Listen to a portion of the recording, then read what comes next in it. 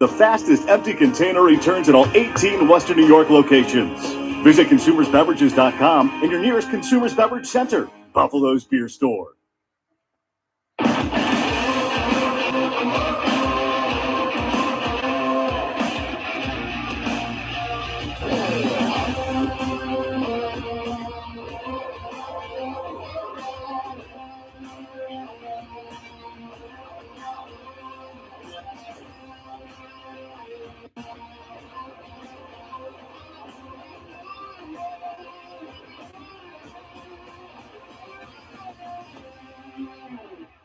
This is One Bills Live, presented by Kaleida Health.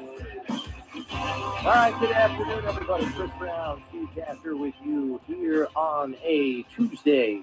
And we have an accelerated week this week because the Bills play on Saturday evening.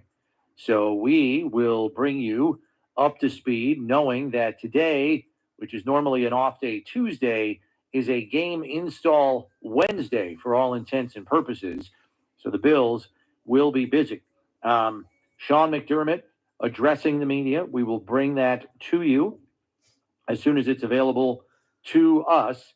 Some early news today is Daquan Jones is opening up his 21-day practice window as a player on injured reserve today.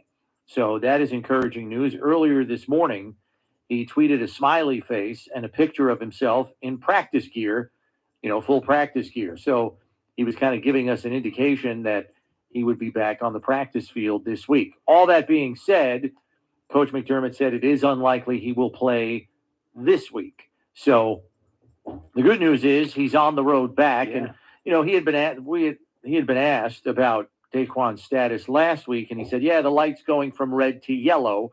Now we have to get from yellow to green before he's put back on the active roster. This is a huge step, though. We talking a couple of weeks ago when Daquan's name started to pop up again, and when Coach said it has always been we spoke to him, met him in the hallways out here, and he said, and this was when his arm was patched. That was like a couple months ago. Months ago. He goes, he goes, I am going to be, he wanted to and felt like he was absolutely going to be back this season. So it's really neat to see a guy, kind of speak it into existence from the torn pec that he got earlier in the season to come back and want to be contributing at the end of the season. Nice job by him to get to this point. So Coach McDermott's addressing the media. Let's go there now. All right, good afternoon. I'll give you an injury update here as we get started. So, First of all, Vaughn is not here today. Vaughn's tending to a family funeral that he has. Daquan Jones's window will open today. I don't expect him to play at this point, but it's good to have him back, starting to work out there. Kyer and Justin Shorter's window remains open, and then Jordan Phillips will not practice, just coming off that wrist surgery. Everyone else will practice in some capacity. I think you had said for Jordan, you guys would have more info on kind of his trajectory. Yeah, I don't right now. I just haven't had a chance to connect with Nate just due to the short week here yet. Is there an idea of when Vaughn may return? Right now scheduled tonight. That he'll be back in town tonight sometime. Hey, Sean, when you get Daquan back out there, how can you simulate some of the things that sort of test where he's at power-wise that you'll need to be doing? Excuse me. Just today's a walkthrough, so it's going to be tough today. We'll just get a better feel for it probably tomorrow, and he'll practice tomorrow and get through the drill work individual and take it from there. Since it's mid-November since we asked you about that, there's still the chances aren't looking good for him coming back this year. Yeah. To my knowledge, the information I have right now, it's not looking good. Did you mention Ty Johnson? I wasn't listening. I did not mention Ty. What's his? He had the shoulder. What's his status? Shoulder. Yeah, he'll be out there at practice today. Okay.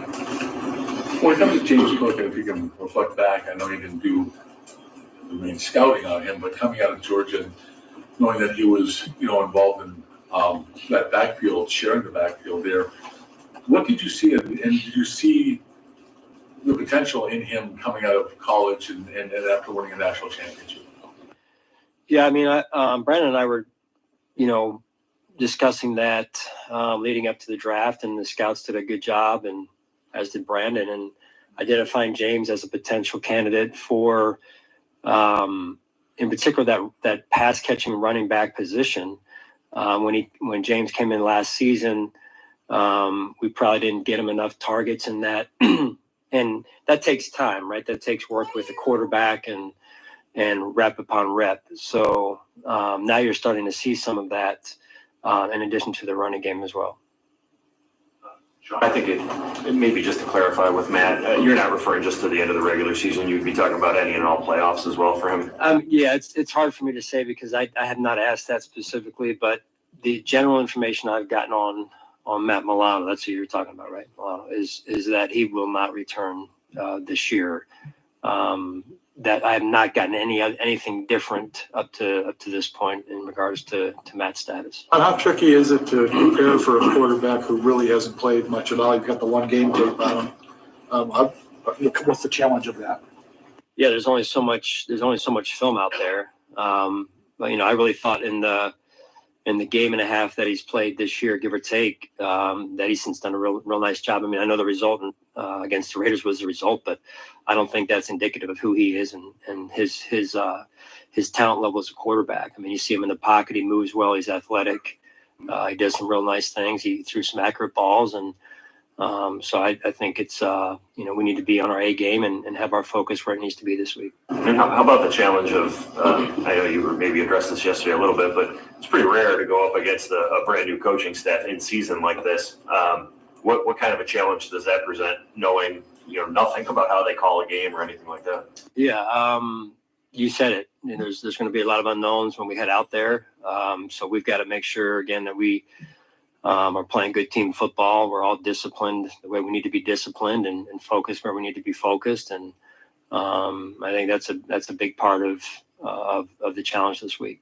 Can you elaborate a little bit on your philosophy of going up against number one receivers? You talked a little bit yesterday about how, if you take them away, that eliminates, one way to get beat. But just, is that a week in, week out thing for this defense to say we've got to focus on whoever their top target is and try to take him away as much as possible?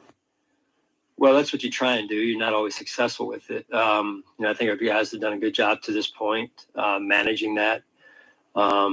And I think that's, the quickest way to get beat is usually with the number one receiver, at least through the air, obviously. So, we tried to be pretty intentional about that. In 2021, and I may be wrong on this, but your path to the playoffs was clear. Win out and you're in. It's not so clear right now the way things are muddled. How does the uncertainty, or does it change anything? Just not knowing that your path is not guaranteed. We're just focused on the Chargers right now. We can't control anything that's outside of our control, and we just have to focus on the Chargers right now, because if we don't handle that, then all that other stuff is not going to matter. John, is there a danger, not really the best word, but a team that lost the way they lost the last game? Do you have to consider that at all? That's going to be a team that's like Denver, got killed, and they came back and won their next game. Is this something you got to think about with the Chargers coming off a loss like that? Well, this is the NFL. So you have to take every measure each week to play your best football, whether it's last week or this week. Because if you're not on your A game, it shows up rather quickly. And then you head to the buses with sour faces and everything. So, there's a way to get the results in this league, and it starts with putting in the work and earning the right to win. Sean, what does a win like the Dallas game, this weekend do to maybe solidify that? It's one thing to be confident. It's another thing to go out and execute the way you guys did in all phases against the Cowboys. At this point in the year, especially given what this team has been through, how much is that, whether it's build confidence or whatever, how do you view what that game can do to propel you down? Yeah, I think it should help confidence, number one. Beyond that, though, the good teams do it more than once. And I think that's where our focus has to be this week is doubling down on the focus, doubling down on the execution, really the preparation that leads to the execution, the details we have to have on game day. And I mean, listen, it's a short week for us, right? They're coming off of, 9-10 days rest roughly, and we're coming off of 6 days rest. So, we've got to have a good week of preparation here. John, going into the season, middle linebacker was a storyline that we've talked about a lot. Has Terrell Bernard maybe exceeded even your expectations, not only playing, but just leading your defense? I mean, to come in and do what he's done, A, as a player, B, as a leader of our defense, that's a big piece of the job, right? And when it's probably really 50-50 part leadership. The other 50% is making your own plays, and he's done well in both of those areas. And he knows, and he wants to, as much as anybody, continue to improve his game. And really, for us as an entire football team, that's our goal, is get better every week. What has stood out about Dodson that he's been able to sort of solidify that role on the defense? He stepped up his game. He really has, and that's been fun to watch. The week that there was a week after Matt went down, and then, the game even Matt went down, and we kind of went back and forth between Tyrell and I believe it was Dorian at the time, and then for maybe a few weeks or 1 or 2 weeks after that, and then to T-Dot's credit, he stepped up and became very consistent, and he's done that ever since. So it's been fun to watch, and I'm extremely proud of him. What's your view on Khalil Mack and his ability to continue to put up the production he does this deep in his career? Yeah, you talk about difference makers in the NFL. He's one of them, and he's been doing it for a long time. And that, you turn the tape on, that hasn't changed. You talked about identity and how long it takes for a team to find its identity, given the fact that this part of the season and how the team's played over the past couple of weeks with its backs against the wall. Is the identity of this team becoming more clear? I believe it is. Yeah, I believe it is. And it starts with days like this and goes right on, taking it one day at a time and 1 week at a time. We've got to be very intentional about what we're trying to do and how we're trying to get it done this week. Thanks, guys. All right, so that's head coach Sean McDermott addressing the media prior to today's walkthrough practice on a short week. Rest in the legs, rest in the bodies, especially to Sean's point, Steve. The Chargers are coming off a mini bye here, which is probably why ownership felt comfortable making a change they felt was necessary at this point in time. Give the interim coach, Giff Smith, and the respective play callers a little extra time to get their feet under them in their new roles to prepare a football team for a game this week. So there is that. I want to ask you this, though, because I asked Mitch Morse after the game on Sunday, and he kind of downplayed it a little bit.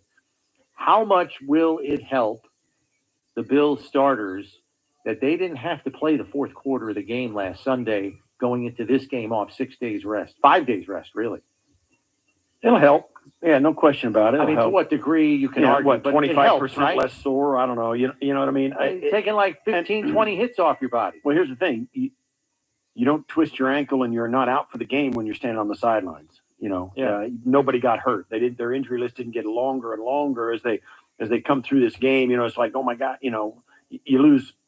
That's why people take it for granted. Those kneel downs at the end of the game. Yeah. Nobody's looking to bang heads anymore. So you do dodge any unforeseen and unpredictable injuries that will happen. But yeah, I think the stress relief is as important as the injury relief. Where the game's in hand, he's like, wow. It's the first time all week you can take a deep breath and kind of relax. Yeah, it does help. All right, now couple these two things together for me. New interim coach, we know about the interim coach bump, but then couple that with getting completely embarrassed on national television in your last game. How much more self-motivated do you anticipate this Chargers team to be coming out on the field Saturday night this week? At home. there's a lot in that, because I don't know what the Chargers locker room's like. Joey Bosa's not there, so one of their leaders is not around. Right. Their quarterback is not in the room, like he has been. Is this guy Easton Stick? Is he a guy that they rally around? It's like, okay, come on, man. Yeah, I want the best. That kind of thing. You've got an interim head coach that, even from the East Coast where we're at, has no shot at being their head coach at the end of this whole thing. None. So there's that too. So there's a lot of things in this that are like going, these guys are trying to get to the beach. They're done. But they did get embarrassed. And there's something in that. You do have a shot to take a big swing at, you can see, finger quotes, a heavyweight, take a big swing and go down hard, take your haymaker shot at these guys coming in here. And the Bills are on a short week and they're on a long week. So there's both sides, and there's a lot of context here. And I can't tell you what the Chargers are going to look, but let me just say this. It's not like they're a championship caliber team who has been to the Super Bowl and the playoffs, and they're doing all this great stuff. Yeah. And they got a lot of pride. They got some guys who have really made their bones and are famous for being great players. No. The Chargers, they got the playoffs last year and absolutely vomited on their own shoes in that game. Yeah. So this is not a team with a rich championship heritage that is like, okay, guys, we're going to do this because, once a Charger, always a Charger kind of thing. There ain't none of that going on out there. Okay. So it's my belief that the Bills have to kind of weather the first 10 minutes of this football game. The first 10 minutes off the clock, the Chargers are going to be juiced up. They're going to be, as you said, swinging haymakers, taking chances, being aggressive. You get through all that, and you're no worse for wear, maybe even have a lead. I could see that Chargers team saying, nothing's really changed here. Why are we going to bother laying it all out on the line again? Yes. Do you know what I mean? Like, I kind of see the absolutely- psyche of the Chargers kind of unfolding that way. It's an absolutely classic point of view going into this game. If the Bills come out and have a drive in the opening series like they did against the Dallas Cowboys, you kind of get the feeling that okay, thanks. They're done. They charge like we can't even. I mean, you got this guy like for instance, we're gonna have Andrew Brandt on the show or Kyle Brandt on the show today, and he's gonna do talk about it, angry runs. They gave James Cook the angry run for the snowplow play. Yeah. If they come out and all 11 and they just push the Chargers out of the way, come on, bro, get me out of here if I'm a Charger. Yeah, not signing up for Let's running clock. Let's go. The early part of this game will say how feisty the Chargers feel like being. Because maybe they do. Even the biggest, initially. Yeah, and even the biggest pep talk in the world, but pregame only lasts you through the opening kickoff. So yeah, there's that classic point of view where you think, listen, if we hit these guys in the mouth early, they're going to fold up and go home. Don't know if it's true. We will see on Saturday. We should mention the Bills, as we know, had two big afternoon window games at 4:25 each of the last 2 weeks. 2 weeks ago at Kansas City, this past week here at home against Dallas. And the Bills have been the NFL's most watched team over the last 2 weeks based on their massive TV ratings in each of those last two games. The Bills win over the Cowboys drew 26.3 million viewers on Fox, the highest rated game in Week 15, and up 23% over last year's Week 15 game. And then a week prior to that, 26.04 million watched Buffalo beat Kansas City.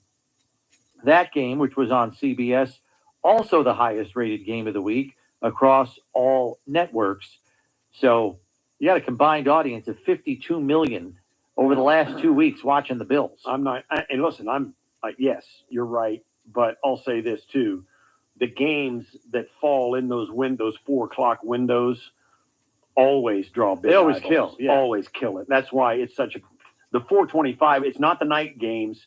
It's that 4:25 window on a Sunday afternoon. I'll say this though. You look back at those two games, the Cowboy game and the Chiefs game, that Chiefs game, it's not the same Chiefs-Bills game we've seen in the past, but, the 13-second game or the, all that stuff that go. But the way that Chiefs game ended with Pat Mahomes throwing his helmet and, the anger and the throwing a fit and the controversy, I got to say, you could put the Bills-Chiefs games on at midnight and they draw a huge number. You got to watch those two jokers play. So there's a little bit of that in there too. Plus Cowboys coming in, the big NFC, the East, and they're playing lights out football, and then the Bills lump them up. Yeah, those are two marquee matchups in the biggest window of the week. Yeah. And kudos to the Bills for being a part of that because they deserved it. People want to see these guys play. They want to see them, and they have not disappointed. They performed well in both of them. We've got a jam-packed show for you today. You already heard from head coach Sean McDermott. Coming up in about 10 minutes' time, we will have Kyle Brandt from Good Morning Football. Our good friend rejoins us to recap his Angry Run segment this week because a Buffalo Bill won Angry Run Scepter here in Week 15.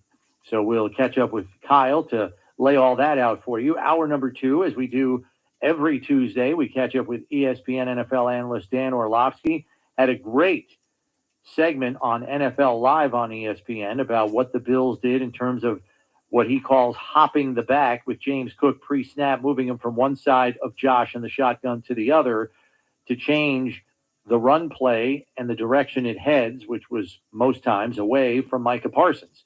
And we'll dive into that with him along with this upcoming matchup and what to expect from the Chargers. And then later on in hour number 2, we will have post-practice press conferences from the players as they address the media in Q&A sessions after practice is over today. So we are chock full of content for you here on Tuesday's edition of the show. And just to recap, we'll do the Bills practice updates, which are presented by LECOM, Lake Erie College of Osteopathic Medicine. After we got off the air yesterday, Coach McDermott addressed the media and informed everyone that Jordan Phillips had to undergo wrist surgery yesterday. He is labeled week to week, which would certainly indicate he's not going to play, especially on a short week, against the Chargers on Saturday night. That would for all intents and purposes, mean that Poona Ford will be up and active for Saturday's game. Be the first time in a while for him. I don't think he's dressed on game day in about 6-7 weeks. So it'll be a welcome opportunity for him to get some game action along with the other defensive interior players in that rotation. We heard Coach McDermott say that both Justin Shorter and Kaiir Elam will continue to practice. Their windows remain open. They don't have to make a decision on Kaiir Elam until next week. They don't have to make a decision on Justin Shorter for another 2 weeks. They have 21-day practice windows, and at the end of that window, they have to make a decision whether to add that player to the active roster. If they leave them on injured reserve, they stay there the rest of the season.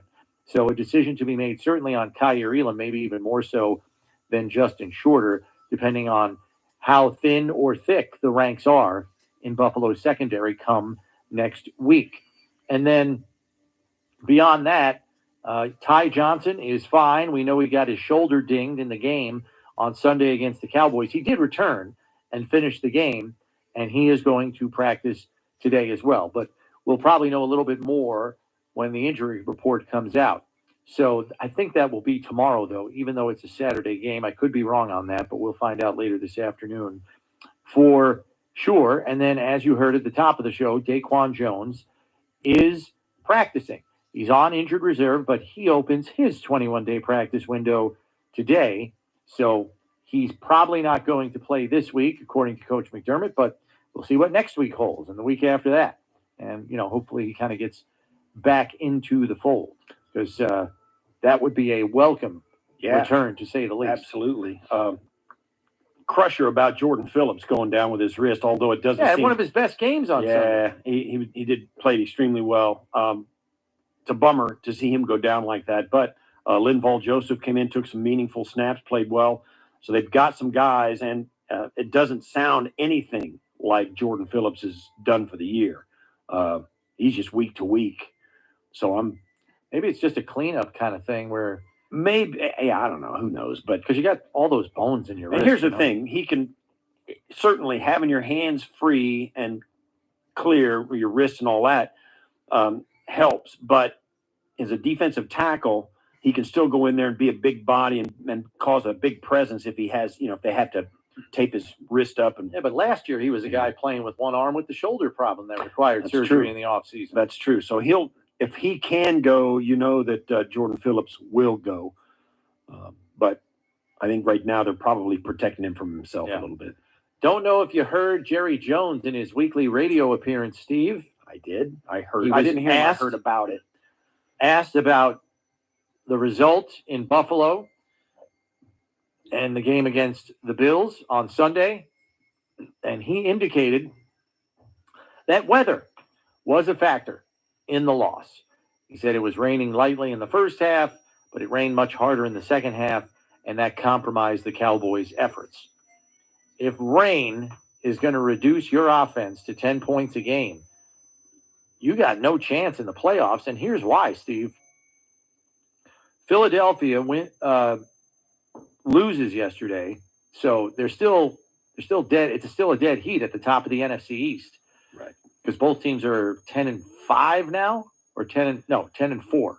10-4. So you've got a situation where home field advantage is going to be of the utmost importance to the Dallas Cowboys. Right. They are 7-0 at home, 3-4 on the road. Right. So if there was ever a team that wanted to be home for at least one or two playoff games, it's the Dallas Cowboys. Because if they're worried about rain, wait until what you got to see, later on. I'll say this: Dallas had to be doing cartwheels last night as Philly gives up a late touchdown to lose to go 10-4 and give Dallas the division lead right now with 3 games to play. That's an absolutely enormous outcome last night in Seattle when Drew Lock throws a perfect throw down the side, gets the ball on his own 8-yard line and takes him on a perfect 2-minute drive, 92 yards for a touchdown. Absolutely fantastic job by Drew Lock and the Seattle Seahawks at home. They beat the Philadelphia Eagles, and if it weren't for a 59-yarder in a rainstorm, the Eagles would have lost 4 in a row. Yeah, not just 3. So they drop it last night to the Seahawks, and the Cowboys are now the NFC East leaders in the clubhouse. Break time for us here, but when we come back, our good friend Kyle Brandt will join us for a few minutes and review angry runs here for Week 15, which has a Bills player as this week's winner. We'll expand on that when we return here on One Bills Live, presented by Kaleida Health. Western New York is known for energy innovation. Today, Energy Mark is leading the way for the next generation of renewable energy. At Energy Mark, we help power Western New York homes and businesses with low-cost, locally produced energy, including renewables like solar and wind power. Buffalo truly is the city of light, and we want to help keep it that way. Energy Mark, the official energy supplier to the Buffalo Bills. This is the matchup fans have been waiting for. No timeouts, clock is ticking, game on the line. Looking for some separation. Intercepted. Incredible. Nobody is stopping them.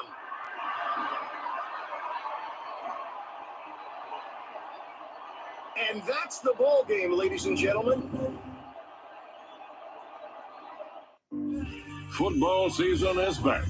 And with the Caesars Sportsbook app, you can be in the game all the time. Seeking instant action? Quick Picks offers you the most popular games and markets, already built for you and ready to bet. Experience the thrill when you stack your bets to create a super parlay. Build bets for your favorite teams and players across multiple games. This season, don't just watch the game. Download Caesars Sportsbook and experience the game like never before. There are trucks, and then there's the GMC Sierra, available with the connected driving experience and the world's first 6-function multi-pro tailgate. GMC Sierra. It's the truck. Or just in time for the holidays, current eligible GMC lessees can get this low-mileage lease on this 2023 Sierra Elevation for around $399 per month. We are professional grade. GMC. It's not football season, it's Buffalo Bills season, and Seneca Resorts and Casinos are your destinations for all the action. Feel like you're on the sideline with the massive 43-foot screen at Seneca Niagara. Catch every play at every angle on multiple screens at Seneca Allegheny. And for hometown spirit like no other, Seneca Buffalo Creek is in the heart of the action with the city's favorite sports bar. It's Buffalo Bills season at Seneca Resorts and Casinos, official casino partners of the Buffalo Bills. Did you know that Renewal by Andersen will replace your windows any time of the year and in any weather? Made with our exclusive Fibrix material, which is vastly superior to vinyl, never needs painting, and resists warping and bowing. We custom build your replacement windows in the USA and back them with the nation's best warranty. Call Renewal by Andersen for your free consultation. Don't miss this money-saving deal with great financing. Installation is always included. Call now.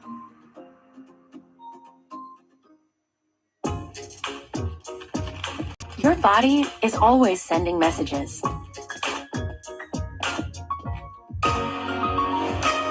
And thanks to our new health tools, Highmark Blue Cross Blue Shield is getting better all the time at reading them.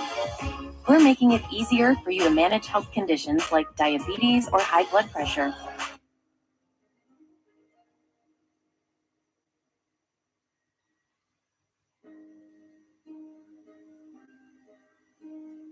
Unbelievable of the Tatanka. We got a herd.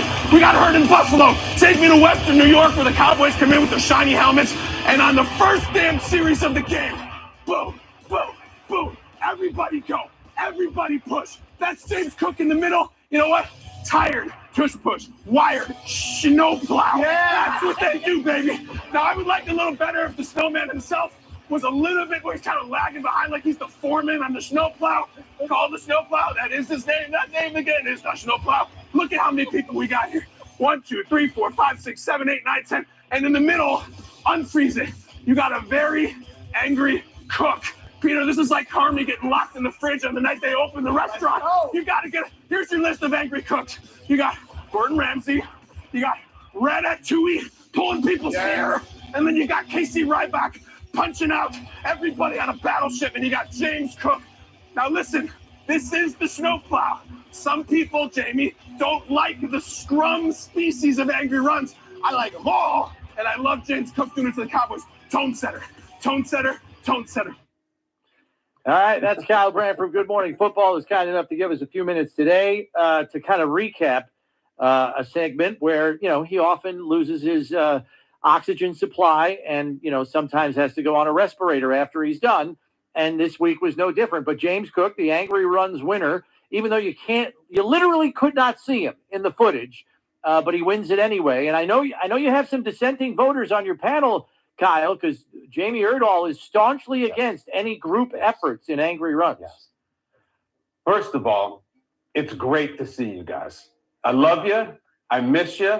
I appreciate the invite. I want you to know, Steve, that before I came on, I had to go into my wife's part of the closet so I could find my Tasker jersey. Listen, there you go. My wife, Brooke, has only owned one jersey in her life. It's a Steve Tasker jersey. She's never owned one before. She never wants to own one ever. You gave it to her years ago. Yep. She was thrilled by it. So I wear it around where I live here in suburban New York, and every single person comes up to me and goes, "Oh, Mark Bavaro, that's right." No. It's Tasker, damn it. I know. Yeah, you're in Giants country. I walk around, I do the same thing. Oh, there's a Mark Bavaro fan. And no, there you go. It's been a weird roller coaster of a year for the Bills, but they do seem to be peaking at the right moment. They're hot. They just beat a white hot Cowboys team. I don't think that's indicative of how the Cowboys are. I think they're a much better football team than they were able to show in the rainstorm the other night. But the Bills were better, no question about it. And they absolutely bullied a team. It's a time where we saw the Bills win a game in a very different fashion. Josh turned into, name a quarterback who's a manager, I was just a caretaker. I know Brownie's a big Ryan Tannehill fan, so I'll throw him out. Okay. Right. Josh Allen was Ryan Tannehill.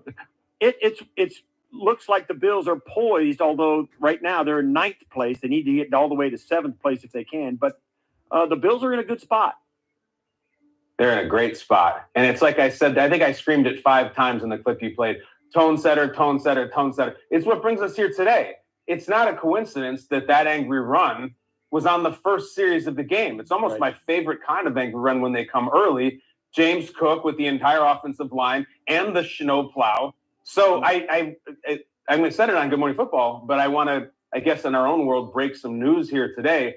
We decided, the Angry Runs Council, that we will have co-winners this week. It will not only be James Cook, a.k.a. Jimbo Cook, a.k.a. Himbo Cook.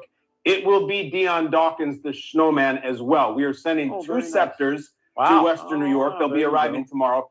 Homage, the company that does our T-shirts, will put 2 figures on the shirt. It's a rare thing that almost never happens. But I had to give Dion some credit for the branding, for the inspiration. And as I said, we're all a little bit sick of the tush-push, the brotherly shove, whatever. Plus, the Eagles haven't won a game in a damn month. Now, the snowplow is hot. And I said it on the air, guys.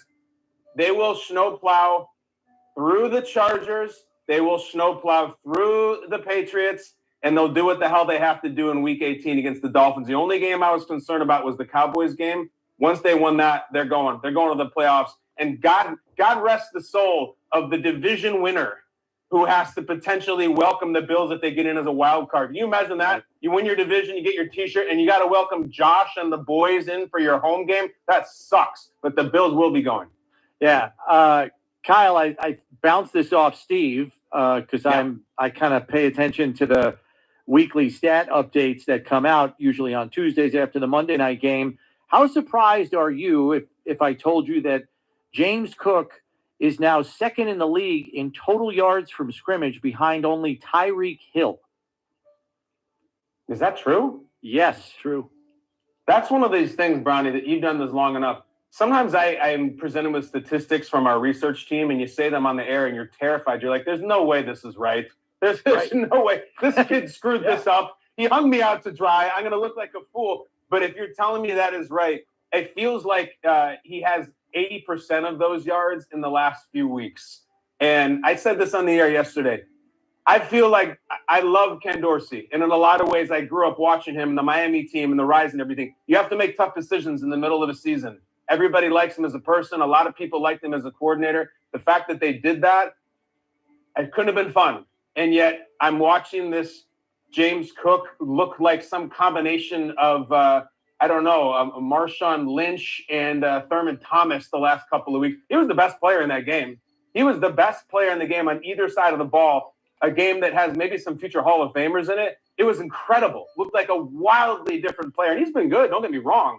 But he looked like a superstar, and I give credit to the offense. Yeah, and it's absolutely the first time we've been talking about this for a couple of weeks. I want to get your take on it. I said that, in the first quarter and a half or the first half of the Chiefs game 2 weeks ago, and then, of course, the entire game against the Cowboys, it's the first time in 6 years that the Bills' offense, their offensive engine wasn't Josh Allen. It was James Cook. And now – you still got Josh sitting there waiting to throw able to do all the stuff he's able to do. But now they become a real problem to prepare for the Chargers, for the Patriots, for the Dolphins, and whoever else is on the schedule. Well, listen, I grew up, when you were playing, Steve, I grew up in Chicago. I was watching the Jordan Bulls and the first championship run, the first 3 of the 6. You would have nights when Michael would have 12 points and maybe Scotty was off, but then out of nowhere, Horace Grant had 18 rebounds and 22 points. You're like, this is incredible. And they still won. And that's a luxury because Michael can get 50 points whenever he wants. And Josh Allen could go for 400 total yards whenever he wants. It's exhausting though. And it's a lot to ask. And frankly, we've seen that for the last few years. It inevitably, you need help. You need super friends. The other teams are too good. So that's why it's so exciting that I just remember, when Elway finally got Terrell Davis, and it's like, whoa, this is a totally different deal and a totally terrifying team. And that was really the end of Elway. He was past his prime, not like Josh. Josh is in his prime, and he's got this running back who looks like a star all of a sudden. And we haven't even had the big Stephon Diggs game in a while. That's coming. It's just, they look great right now. I just hope that the math doesn't kill him. If you do something dumb and you lose one of these next 2 games especially, and then you look at how the hell did we lose that Denver game? How the hell did we lose that New England game? The math is a little scary because they're a great team, but the record's not great. I just love how they're playing. They just beat the bejesus out of the Cowboys team that some thought was top 3 in the league. They didn't even look top 20. Yeah, Right. and speaking of math, I will correct myself. Go on. He is second in the AFC in total yards from scrimmage behind Tyreek. I knew it, Brownie. They screwed you. I knew it. Hold on. Time. No, that's my fault. Only McCaffrey he's at the top. Then it's Tyreek. Then it's Cook. So he's third in the NFL in total yards from scrimmage, second in the AFC. But yeah, the Bills are in March Madness mode now, Kyle. It's survive and advance. That's where they're at. They're already playing playoff games for all intents and purposes. I hope you are a soothsayer, and I hope Week 18 is for all the marbles, maybe even for the division. We'll wait and see. But, yeah, with bated breath, we will do that. And on that note, we will let you go. We know your time is tight and precious, but thank you for joining us. We appreciate you popping in and saying hey, and we know that Jimbo is happy he's getting a scepter. Jimbo, Dion, and I got to plug it right now. In about a half an hour, Bills fans, I'm sitting down with James Cook and Deanna Hawkins, and we're doing Angry Chats, the ongoing series where the Angry Run winner, or winners in this case, sit down and we just talk about the run and anger and running guys over. I'm doing it in like a half an hour. It'll be out on NFL Plus, so probably tomorrow. Guys, thank you for having me. I remember coming on this show 6 years ago when a fresh-faced Josh Allen first won Angry Runs for the first time, and Murph and you guys. It's just incredible. So always here for you. You're always here for me. I love you, and Merry Christmas. Yeah, and a final PS, Kyle. Ask Dion about his 20-yard block, because there was a run by James down to the 1-yard line, and Dion was right behind him, taking Damone Clark on a 20-yard roller skating ride down to the 1-yard line also, and he pancaked him at the end on the goal line. I was edited on Twitter roughly 50,000 times with that play. I've seen it more times than I've seen my children this week. So I will definitely ask him about that, Brownie. You're all over it as always. Thank you. Merry Christmas to your family, all right? We'll catch up with you too. See you later. All right, that's Kyle Brandt joining us, just popping in, giving us the 4-1-1 on the Angry Runs. That's pretty cool. He's getting a scepter for an O-lineman, too. Yeah, nice. And you're right. That pancake Bills, block. Yeah. It's unbelievable. It's unbelievable. The Bills' offensive line, we talked about it on the podcast last week, which is now I started thinking about we should pick somebody that we need to play well every week to talk about on the podcast. But we talked about the offensive line last week, and this game is the first game in a long, long time. And there's probably been others, but they kind of don't stand out like games. This offensive line really flexed. I mean, they flexed. It was outright bully ball. They were showing off almost. And Joe Brady, to his credit, let them go, turn them loose, and you know, it was fun to watch. It doesn't happen very often in the NFL anywhere, let alone whoever your offensive line is. But man, oh man, those guys did it on Sunday night against the Cowboys, and it was fun to see. But yes, James Cook is third in the NFL in total yards from scrimmage. The only players ahead of him are 2 MVP candidates, Christian McCaffrey, Tyreek Hill. McCaffrey has 1,801 total yards from scrimmage. Hill has 1,557.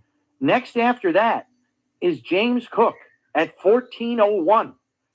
That's got to be the quietest surge to the top of the total yards from scrimmage leaderboard we have ever seen. It's like Kyle said, these last 2 or 3 weeks have been phenomenal for Cook. I mean, you go back to he's got a 5-game streak now, I think, of 100 yards from scrimmage or more each of the last 5 games, going all the way back to the Denver game. Yeah, so he's on a roll, and he's closing the gap between those guys ahead of him.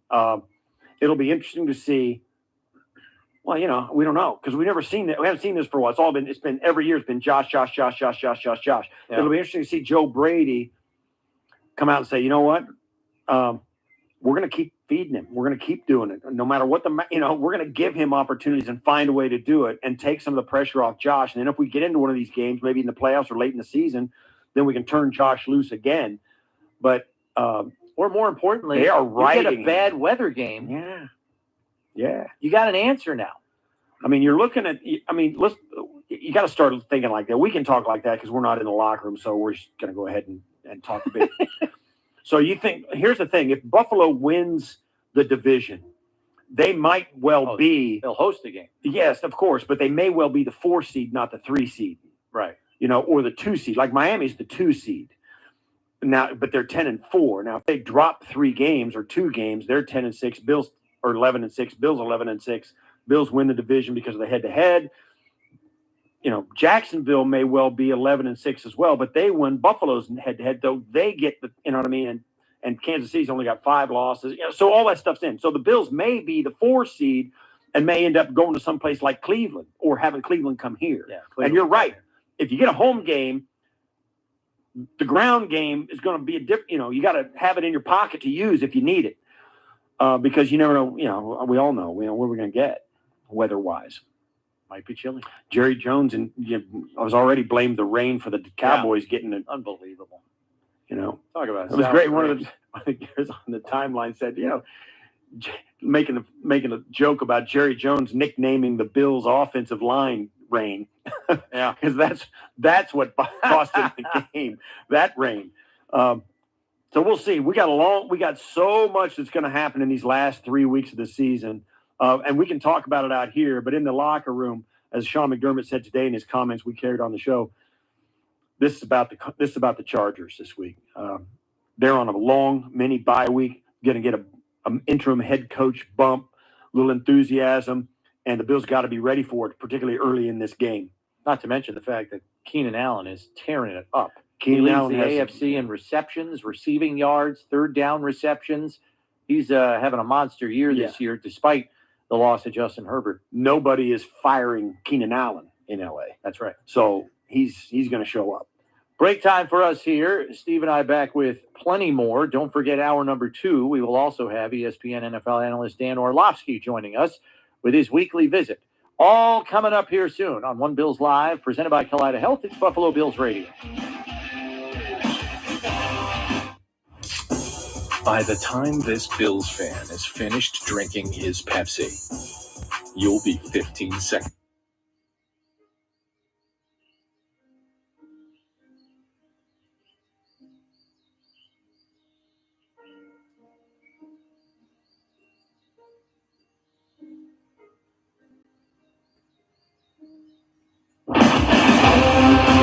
One Bills Live. Bills fans, give blood and get rewarded.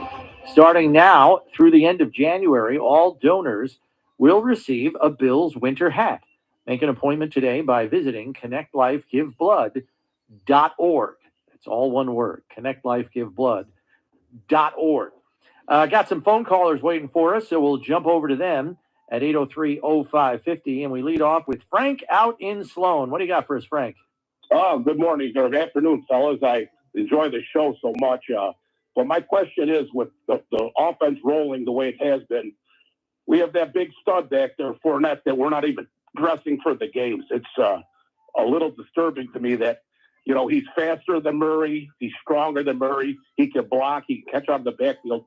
And they're not putting him in the game at all. And it just seems like he'd be an asset to the offense as far as blocking ability and everything else. So I just wanted your guys' take on it. And Merry Christmas, Steve, and Merry Christmas, Brown. I really enjoy your show. Thanks, Frank. Thanks, Frank. Appreciate it. Thanks for Merry calling Christmas in, to too. you, too. I know you get this, too, when we go out places. People say, hey, listen to the show, love it. And the thing I always tell them is, hey, go ahead and call in. Don't be shy. We can always hang up on you, So, no. But, I'm with you. I find Leonard Fournette very intriguing. I've seen the guy play, as we all have. And we've seen him now in the building. He's in walking. He's getting ready to play, and he's in great shape too. The guy is, he's an absolute monster with the ball in his hands. And I'll say this: I don't know that, I don't know what they promised him or told him. Whether they say, "Hey, just be ready," because Latavius Murray, while he has played extremely well for the Bills and been really solid and dependable, he's 33. So maybe he runs out of gas, or maybe he gets a tweak or whatever. And believe me, when I was that age, after playing in the league as long as he has, you just don't bounce back fast enough. So if they get into a push where they really need to, be it hitting on all cylinders, and Murray is nicked up, or Ty Johnson gets nicked up, or heaven forbid, Cookie gets, nicked. Well, gosh, this guy, and I'll say this too. Not for nothing. If I'm trying to put myself in Joe Brady and Sean McDermott's shoes and Kelly Skipper and stuff, if Leonard Fournette gets on the field, you're going to be feeding him the ball like he's a starving animal. I mean, just give him touches. I mean, because this guy's going to be fresh. He's big as a house, and he is fast. And he's also one of those guys that I refer to all the time, Brownie, who everybody wants on their team because if there's a scuffle, he wants to be in it. You need those guys that crave confrontation in the playoffs at the end of the year. You're like, he's like, yeah, let's go. You want some of that? Give me some. Let's go. It's so I'm kind of with Frank on this. I'm waiting, but I don't want anything bad to happen to anybody. So right now, let's face it. Right now, there ain't no reason to switch out. They're running the ball very well as is. Number two, I think what we started to witness last week was Ty Johnson getting more opportunities behind James Cook than Latavius Murray. Right. He's about the same size as Latavius, and he offers more explosion and power from a suddenness standpoint, I think, than Latavius. And that's no knock on Latavius. He's good in his own right with his own skill set. Right. But there's some explosiveness to Ty Johnson that's very intriguing. And it's going to be very interesting to see how that pecking order progresses through the last 3 games of the season. Got to take a break here because in hour number 2, we're going to have ESPN NFL analyst Dan Orlovsky joining us for his weekly visit. We'll talk Bills Cowboys and then take a look ahead at Bills Chargers when we come back here on One Bills Live, presented by Kaleida Health. It's Buffalo Bills Radio.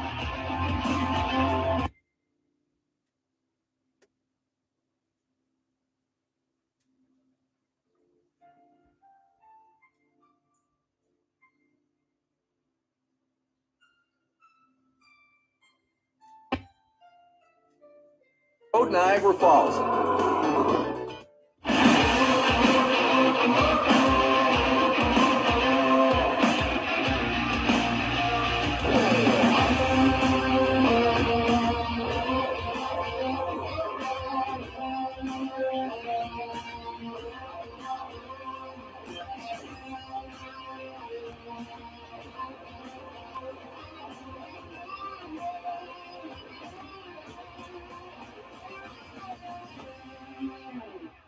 This is One Bills Live, presented by Kaleida Health.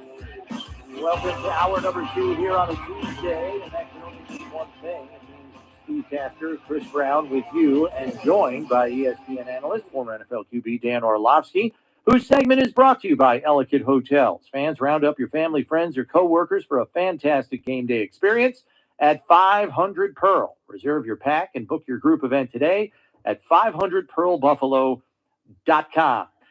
Well, Dan, we saw you break it down on NFL Live earlier this week, the hop the back move by the Bills, and it worked to perfection.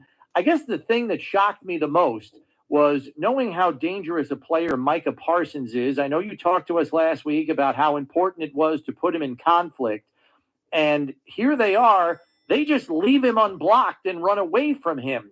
And I'm thinking, are you sure you can get away with that? Because the guy runs a 4.39, but it worked. Yeah, I mean, you couldn't get away with it if I was the quarterback because,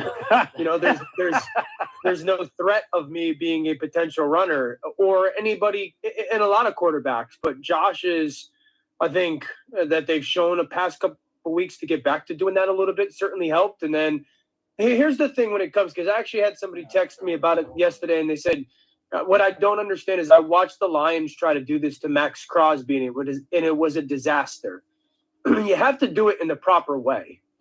First of all, you don't just line up and do it. You very rarely just line up and do it. You have to send different things at them and different looks at them and force them to think these unbelievable athletes. So while the hop the back certainly was part of the plan, that also changes the way that those defensive linemen think.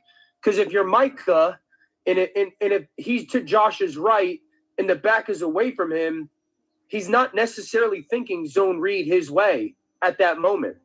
And then when you hop the back, on the very last second, zone read then becomes a new thing that he has to think about. And so what are his rules given the defense for that potential zone read that he has to prepare for? So if he just lined up, saw it, and say James was over there already, well, Mike immediately goes, okay, I'm ready for zone read.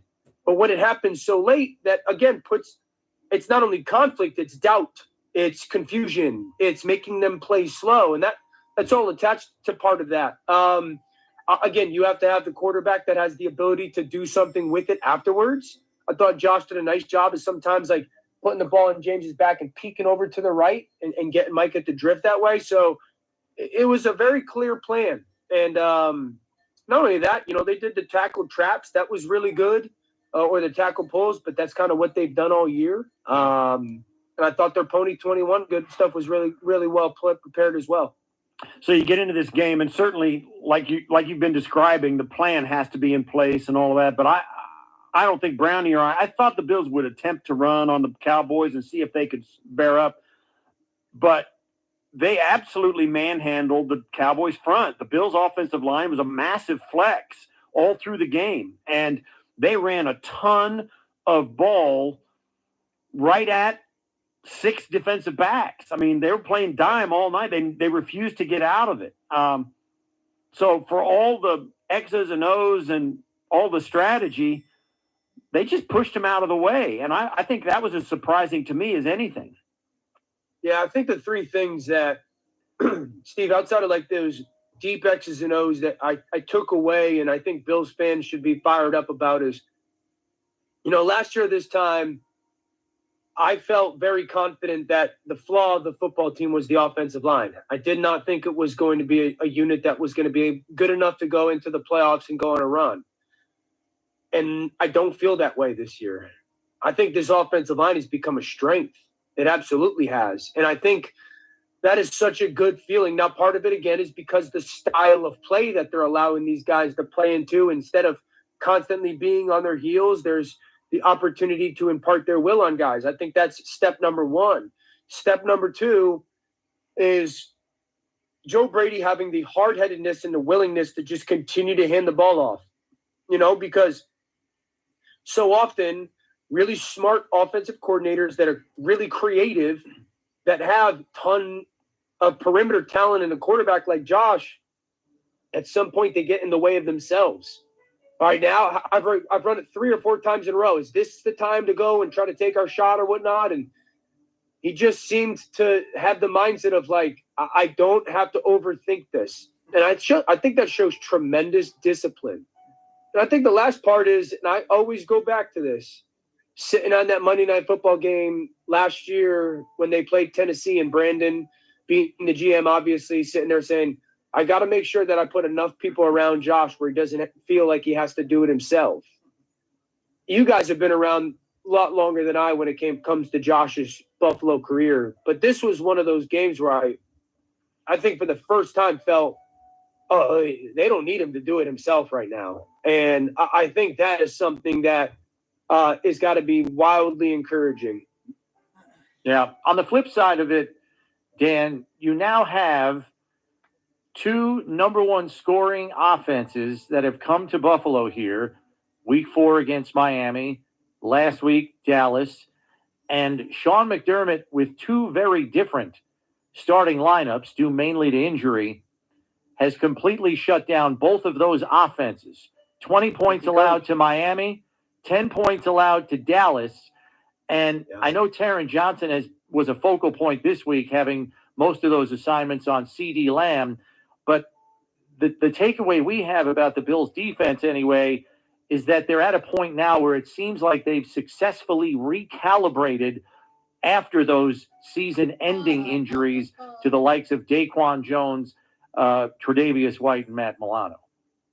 Take away your strength. Take away what you want to do. Okay, I think in the word that stood out for me in this game was late. If I go back to the Miami game and all their shifts and motions, they didn't overreact. They played in their too high shell, and they just went to the spot of their drop. Didn't pay attention to Tua's eyes. This game was about how late they could move. So Dallas offensively Dak is one of the best at the line of scrimmage quarterbacks. He wants to use cadence. He wants to figure out what you're in. He wants to know where to go with the football or get into a run check versus what your defense is doing. And there's like 3 or 4 examples. I'm going to show them today on NFL Live where they move so late where he has no chance to get them out of a bad play into a good one. One, Taryn triggers off the edge, tackle for loss equals a punt. One, I think it's Taylor pressures off the edge, tackle for loss down in the red zone equals a field goal. Another one where they rotate super late from 2 high to 1 high. Dak doesn't know where to go with the football, and you could see like he feels sped up because he's like his brain's telling him what I thought was happening isn't, and he just takes a check down, and CeeDee Lamb's wide open on a deep outbreaking route. And I think benefit of playing at home, but it's also the awareness of who Dallas is and who they want to be, and they played to that strength. We've talked about, it's still, despite the game and the stretch here that the Bills offense have had with James Cook, it's still a throwing league. But one of the reasons, and I said this going into the game against Dallas, and the same thing is true with the Dolphins. Both these teams, those 2 teams play this week. Both of those clubs seem to me as elite front runners. Man, they get out in front. You can't catch them. I mean, they're going to score, and they don't take their foot off the gas. They love it, and that's where they thrive. The reason Buffalo was able to hand the ball off to James Cook so much is they had a 14-point lead. I mean, they scored early, had some success, and they weren't forced by Dak and CeeDee Lamb and Ferguson to throw the football to stay in it. It's the Northeast, and I don't want to overstate something that's kind of trite, but the weather's going to get bad everywhere, not just in Buffalo.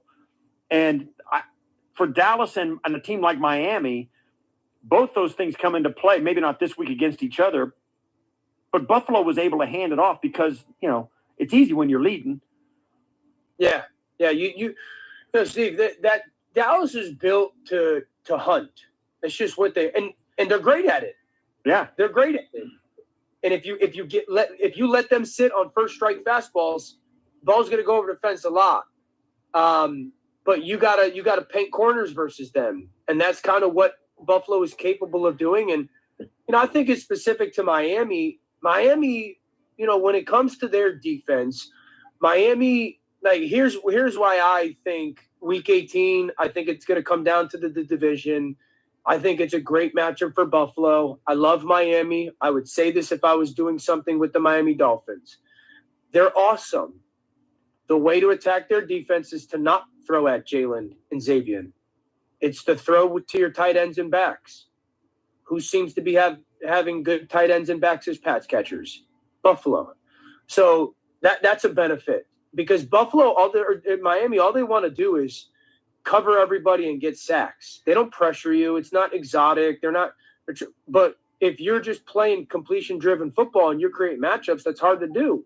And then their offense, when their offense doesn't get to,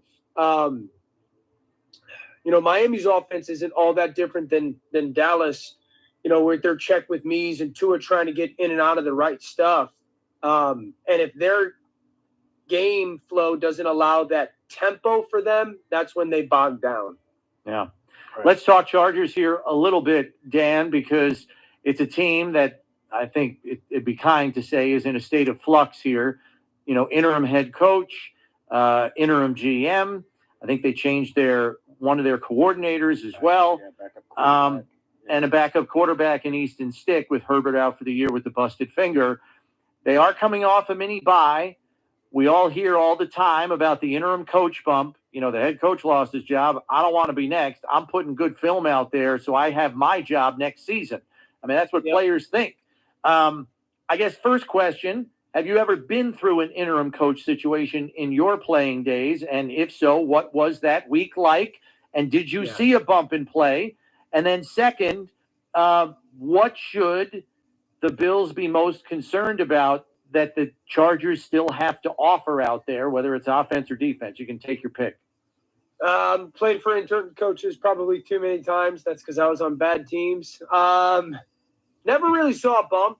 My rookie year, they fired Steve Mariucci on Thanksgiving weekend. I don't remember seeing a bump. mid-season they fired our play caller in Detroit. I saw a bump after a couple games. I think it's this, with the situation that's in LA, I think there's one thing that is the most important part for Buffalo this week. You got to jump on them early, like the Raiders did. I'll never use the Q word that has 4 letters in it, but it's hard to watch that game and that tape and not see that kind of start to seep its way out. And this is one of those games where you just jump on them and you get this team to, start thinking about vacation plans. Buffalo obviously has a bigger purpose to go and try and chase down. So is there much to be concerned about? Here's the thing. There's no vertical juice on their offense. None. I don't know if Keenan will play. Mike Williams obviously hurt. Quentin Johnston hasn't performed this year. There's no vertical speed. So you sit there and go, okay, the ball's not going to go over our heads. And then defensively, really you can create a lot of blown coverages. They blow a lot of coverages in LA. And I think Joe will take advantage of that. And I think they come out guns a-blazing on Sunday. Yeah, we had talked about that as well. I mean, it's important, I think, for the Bills to, come out fast and see if you can get them to go home early. But having said that, I went through all the layers that guys can go through when you're an interim coach. You don't want to be the guy. You don't want to be another guy out the door as a player. You don't want it to get out on film that you're the guy that quit. But then again, you're playing with a backup quarterback. Nobody knows about. There's plenty of blame to go around for what's wrong with LA, rather than just pointing at the corners or the safeties or whatever. There's a lot of things before you get down to that point of it. That is a tough situation to be in as a player. And I've been on bad football teams as well. And I know, you just said you have too. Kind of give us some insight as to how these guys go through their week. I mean, because I've got my own ideas, but I want to hear what you have to say about how tough it is in the end of a very, very long season. Steve, I think it's really difficult when you're a younger player that hasn't made its money or its career. That's the truth. I think when you're an older player, and the Chargers have a decent amount of them that have made their careers and made their money. And I don't think that those guys get to that point and start to freak out over about, where am I going to be next year? I'm trying to prove myself for whoever's here next year. Once you, in many ways, have made your career and your name and made your money, when you get into a situation like this, it's a little bit about, okay, how much personal pride do I have? What do I view as my future? Am I willing to risk the potential of injury for that future for these 2 or 3 games in a situation that, isn't one that I want to be a part of, hasn't gone its way, and I don't know if I'm going to be a part of in the future? Whereas a younger player, you're sitting there going, I have no idea that this was the NFL. Think about it, if you're a first or second year guy, your dream is to go be a part of the NFL. And then you go and be a part of this. When your coach gets fired, you get 60 something or 70 points hung on you on national TV. You're just trying to figure out day to day, how to go about it the best way possible. And as much as you think about, the now, you start to think about, oh my gosh, what's this mean for my career? It's very difficult for a young player to try to put themselves in the situation of, all right, I got 3 games left and they don't mean anything, but they matter a whole heck of a lot. It's almost like the preseason in many ways for young guys all over again. Before we let you go, Dan, just a quick scouting report, if you could, on Easton Stick. I realize he's only played a game and a half here, but just your early impressions of what he has to offer or what the Bills should be mindful of in terms of his skill set. Yeah, I think he has some physical talent to hang around in the NFL. He's smart. He's going to go to the right place with the football. He's going to know the coverages, not overly aggressive, very risk averse. He's not going to try to push the football down the field. Will just try to get the ball in his hands and make sure he don't hurt the football team. Not great when it comes to pocket feel. That pass rush that has become one of the better third down pass rushes in the league. you can get him to start to hold the ball or bring his eyes down and try to avoid the rush instead of hanging in there and seeing things happen downfield. So, I think this is as long as they continue to play sound on the defensive side, this defensive line has the chance on third down to create some havoc. Last one for me, Dan. I know that we're kind of neck deep in the Buffalo Bills and what they've got to do to get in the playoffs. They're the 9 seed now. They're trying to get to the 7 seed, trying to get to the 5 seed, trying to win the division still with whatever happens to Miami. But there's a game happening this weekend I want to get your take on. It's the Baltimore and San Francisco game. To me, that's a game I would pay money to go see. Two teams that are playing at a high level. San Francisco playing at a high level, and Baltimore with Lamar, who is, to me, one of the most exciting football players, maybe of all time. The guy's unbelievable. What are your thoughts on this game coming down, what it means, and what's it going to, the ripple effect coming around it? You're talking about the Baltimore game? Yes. The Baltimore Ravens are so unique because I think you can make the case, at least for the majority of the season, they got the best coordinator combination in the NFL right now. Mike McDonald, that defensive coordinator, and Todd Monken, an offensive coordinator, Steve. I think the really unique thing about them is I don't necessarily have a beat on them. Like I don't go into every game because they do so much so well. I go into San Francisco games and I know who they are, and I go into Miami Dolphin games and I know who they are and what they're going to try to do. And, Baltimore just does so much stuff on both sides of the ball, but does it well. Philadelphia, I don't know who they are, and they don't do much well right now. Jacksonville's the same way. So I think Baltimore is so intriguing because just it's hard to get a beat on exactly who they are. And there's so much that you have to handle and so many people that you have to handle. So they're a really interesting team right now. The only thing that I think can catch them up, Steve, is this. There's moments of sloppy play. There is. And it's a little stylistic. Lamar is so creative-centric, and it's unbelievable. But there are moments offensively where there's just sloppy play. Is that going to be the thing that catches them? That's like the reason why I get a part of me just hesitates a ton on putting all my money on Baltimore type of thing. Dan, thanks as always for the time. We'll catch up with you next week and take care of that cold, all right? Thanks, guys. Merry Christmas. I wish it was a cold. Yeah, Merry Christmas to you. That's Dan Orlovsky joining us as he does every week here on One Bills Live on Tuesdays. We will take a break here, but when we come back, Josh Allen addressing the media at the post-practice podium. We'll hear what he has to say about this upcoming game against the Chargers when we return here on One Bills Live. Stay tuned. It's not football season, it's Buffalo Bills season, and Seneca Resorts and Casinos are your destinations for all the action. Feel like you're on the sideline with the massive 43-foot screen at Seneca Niagara. Catch every play at every angle on multiple screens at Seneca Allegheny. And for hometown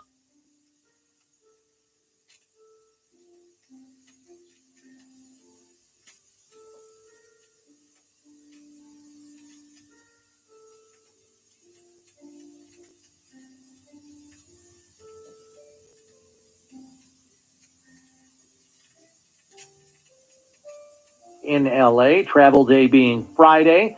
They are done, and players are addressing the media post-practice. First up, Bills quarterback Josh Allen. How do you carry over what you were able to do the last couple of weeks and keep this going going?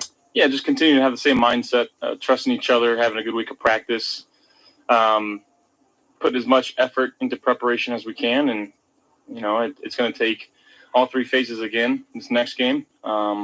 But again, Saturday night's the only thing on our mind right now. Coach, big standings and things like that, because you know what you're up against. It's just about you guys winning it.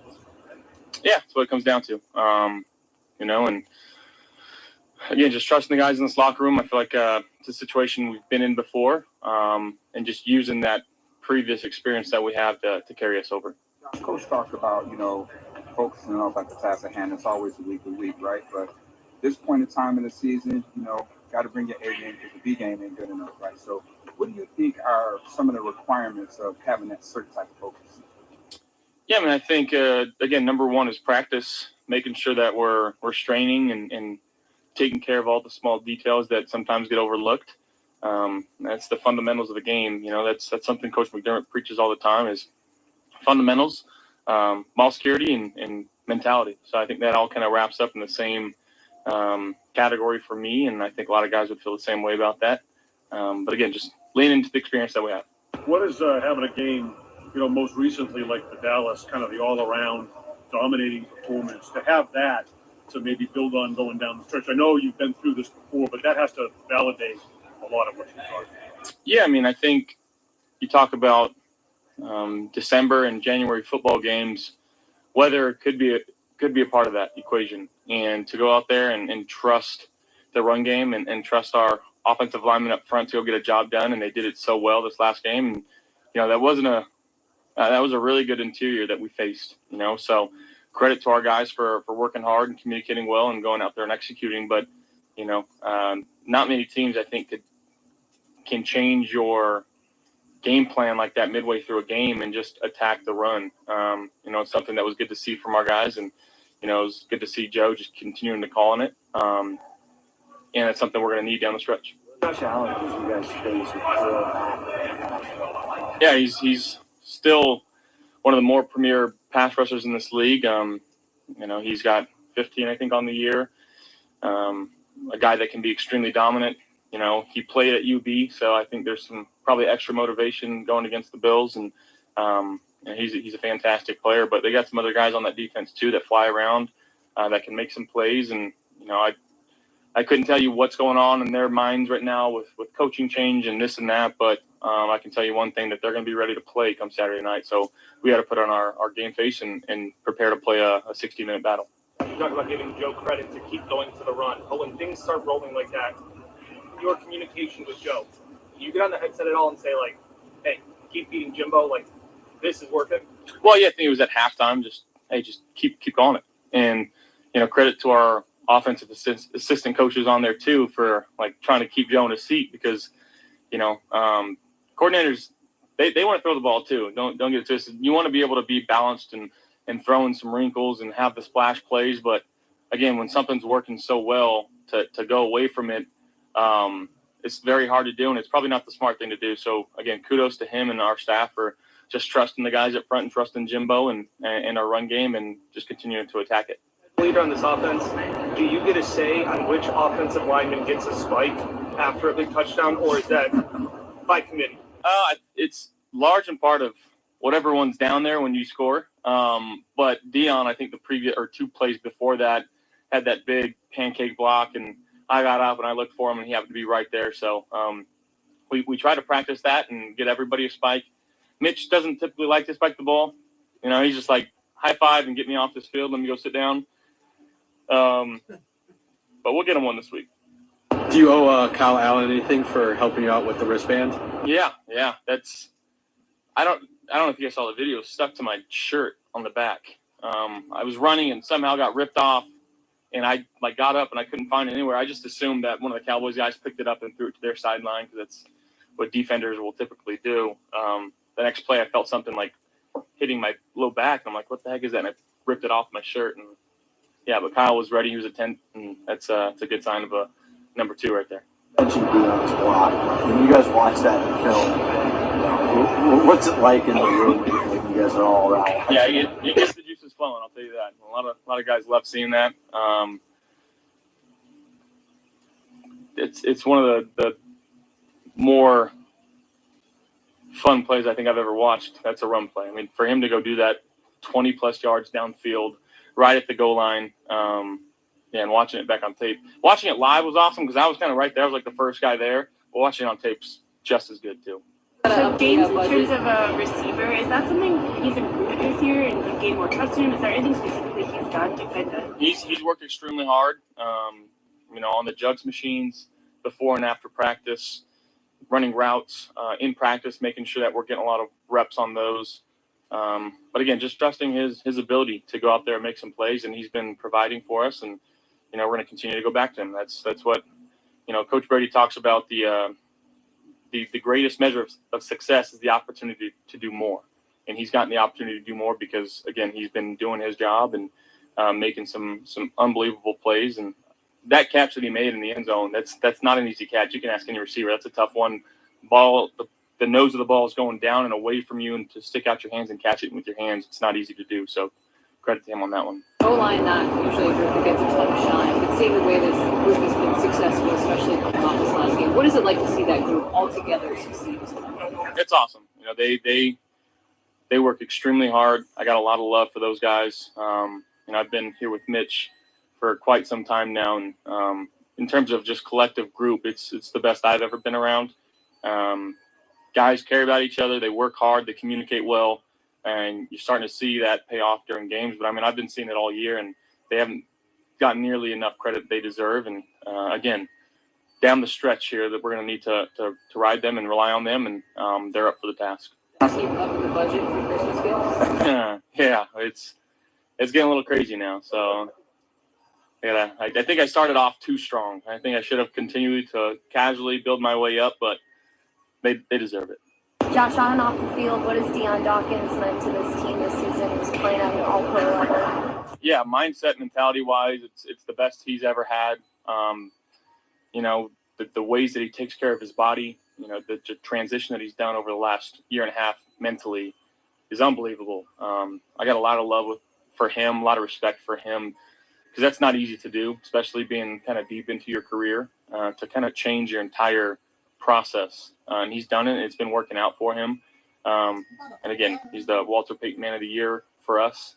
So in terms of off the field, just making sure that, he's doing everything right. His attention to detail is outstanding. And again, he's having the best year of his career because of that. And love the guy. Josh, how humbling is it to know that as good as this team is, you're ninth in the AFC? How hungry does that make you get where you need to be? Yeah, I mean that part does suck. Don't get me wrong, but again, we're not paying much attention to that. We gotta control what we can control, and that's Saturday night against the Chargers. Coming off 2 big wins, still understanding what's ahead. Do you still feel like this is a team that plays desperate? Still feel like you guys' backs are still against the wall? Absolutely. Every game from here on out is a playoff game for us. That's the mentality that we have. It's essentially win or go home.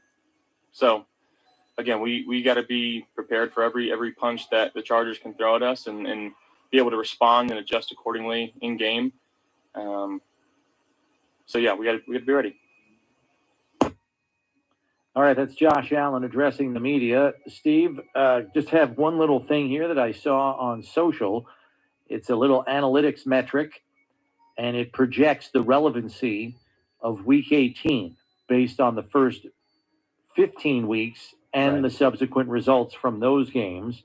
So it says, using results through Week 15, here is the probability that each team will be playing for seeding or playoffs, meaning not locked into their current playoff spot or not mathematically eliminated, entering Week 18.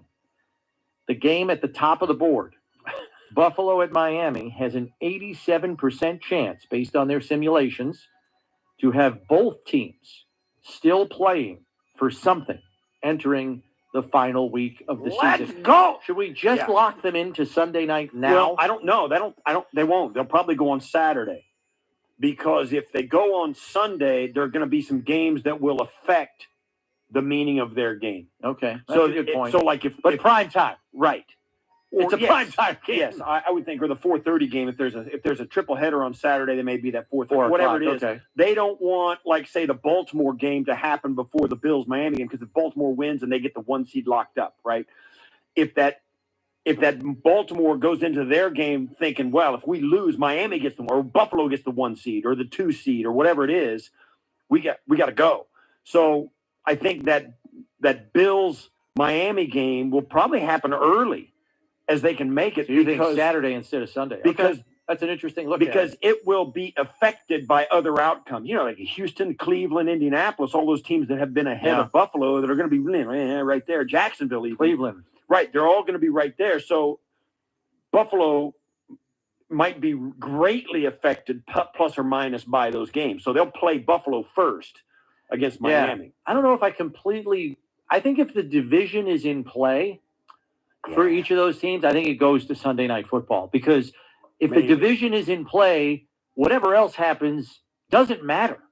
Well, it kind of does, because if Baltimore gets their heads handed to them by San Francisco, and then okay, so you're saying they come back to the pack, right? And if Jacksonville drops 2, and the other, Kansas City falls. I see where you're going. I see where you're going. But I guess I'm just thinking of it in a standalone could capacity, be, and you're doing it Let me from say a this. full view capacity. If you get to the point where either one of those teams, Buffalo or Miami, winner of that game could get the 2 seed or the 1 seed even, you may very well be right. That it's going to be the game of the week. Back to the post-practice podium where Mitch Morse is addressing the media. Let's go there. Yeah, Josh just talked a little bit about playing with your backs up against the wall, kind of like that every week is a playoff. Do you sense that also in the room? Yeah, I think that's been the mantra. I mean, I'd say the last 2 weeks, we understand where we're at, but we also don't dwell on that. We just try to compound these moments like I've talked about ad nauseum, right? And when you compound those moments come Sunday or Saturday in this case, you've got a good reserve and you just go out and just do your best you can with all your focus and all your energy, and then let the chips fall where they may. All right.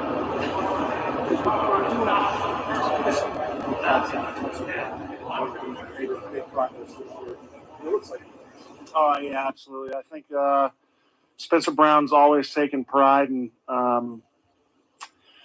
being accountable and being relied upon. And, I think these past 2 years have not been the easiest for him with his health. And that certainly affected his play. Not having that, training camp. And now he's really taken onus of his craft and being a professional and understanding what that means to him. Because everyone kind of tries to find out how to be a professional, and you try to emulate other guys' techniques and stuff. And sometimes that's just not right for you. And I'm not saying that he was doing anything wrong. I think he just found what worked for him. And he's sticking to his routine, and he's being accountable, and he's taking the coaching. And it's just been such a privilege to see him kind of lock down that right tackle position where I know he's been getting a lot of flack in the past. Are you expecting a team that's fired up in the Chargers, given what's gone on in their organization? Yeah, absolutely. They're professionals, and they take pride in their work, and they take pride in showing up on their respective game days and playing. And they got a good team. They do. And anyone else who's trying to talk you out of it is just living in fantasy land. These guys have a great team, and they have amazing talent on their team. And so for us, it'll just be matching that and kind of coming in like we have the last few weeks and just in our preparation and try to come out Saturday and just be as competitive as we can. What has impressed you about Deion's play this season? Well, I think he's just taken that next step in his professional career, which is kind of scary to see, right? And he's just always been physically imposing and just brutally good football player. But he's taken onus on the little things, the minute details, the ins and outs of every play, of his technique, and how to take care of himself. And he's another guy who prides himself on being accountable and being there for his guys. I think Deion's, of all the players I've played with in my past, he's up there in regards to what it means to him to have the guys around him's back. Like he fights for the guys around him, and he's taken a point of pride in that, and that's shown on Sundays and respective game days. Need to see him take this next step in his career, this late in his career. I mean, it's not to say that it was just the next step. It was the next leap. I think, he was already a very good football player, and he'd already made the steps that he needed to take to kind of progress to that point, and now he's taking the next one. And it's just exciting to see. It's a good question, and it's also kind of independent to the person. What's it like for you, Justin, at halftime? The conversation was, hey, we're going to keep pounding ball. Like, we're going to ride the offensive line. What's it like for you as a position that doesn't get a ton of attention to say, we're going to ride these guys to the finish line?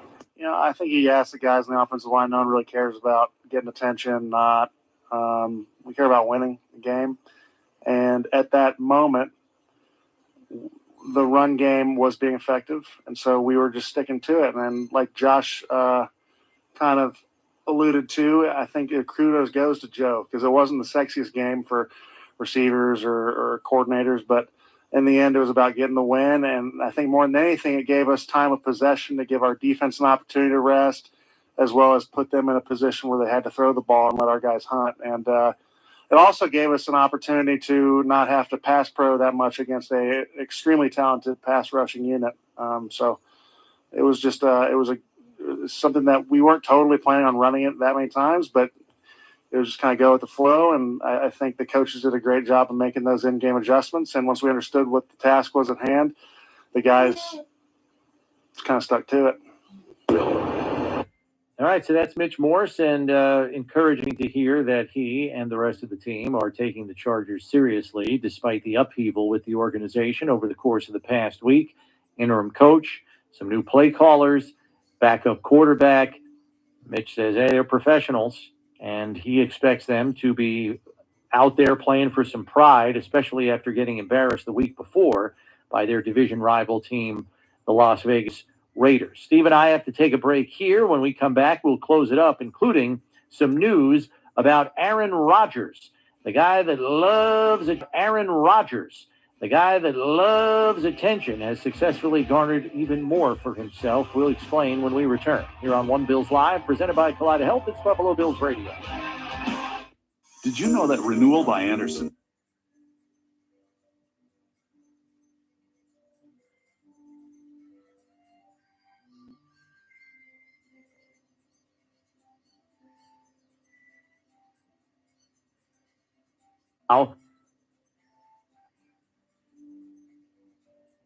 Rodgers news, essentially appearing on the Pat McAfee show, he basically confirmed he's not going to be playing again this season. He said there would have been a conversation about playing if the Jets won against Miami last week. But now, since they are eliminated and he's not truly 100% healthy, he won't be playing this year. It is officially a lost year. I thought it would have been enormously risky for him to try to play in a game. I mean, did you even think it was going to happen? Absolutely not. Yeah. I never believed for one single moment that Aaron Rodgers would play for the New York Jets this season at all, period, end of story. Yeah. Even though they reported last week that he had a chance to get medically cleared this week. Yeah. There's no way. Yeah. Come on. That's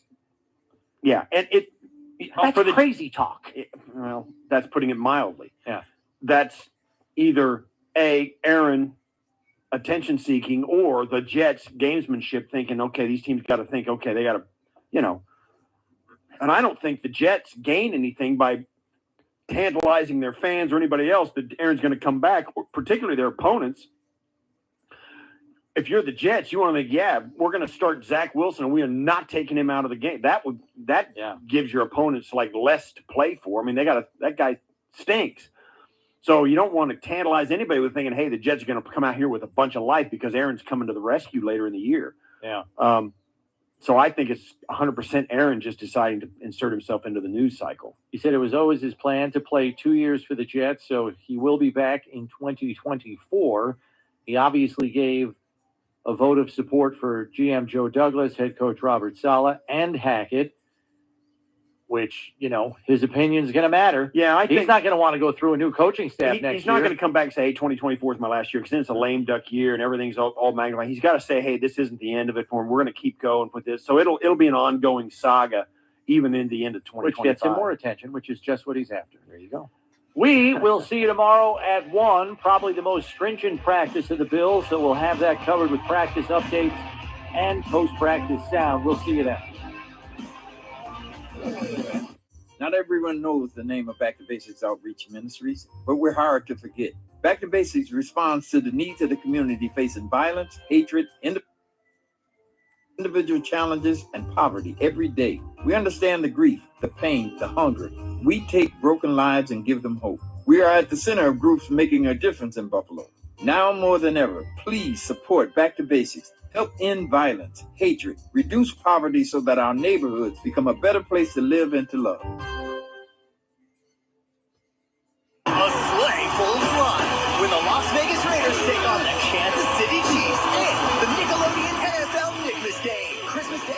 7 Eastern, 10 a.m. Pacific. It all leads up to Super Bowl 58 on Nickelodeon.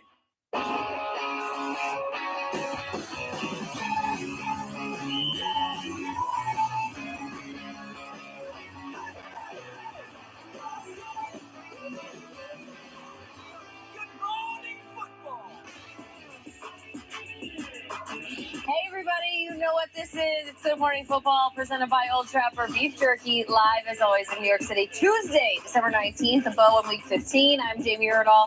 There's Kyle Brandt, Peter Schrager, and Jason McCourty. Philadelphia Eagles had a very interesting night on the West Coast. There were interesting quarterback conversations to be had. Indeed. Peter, what does your heart tell you this morning about that team down I-95 South? We got the whole show to discuss it. I stood up for that entire game, and what is it?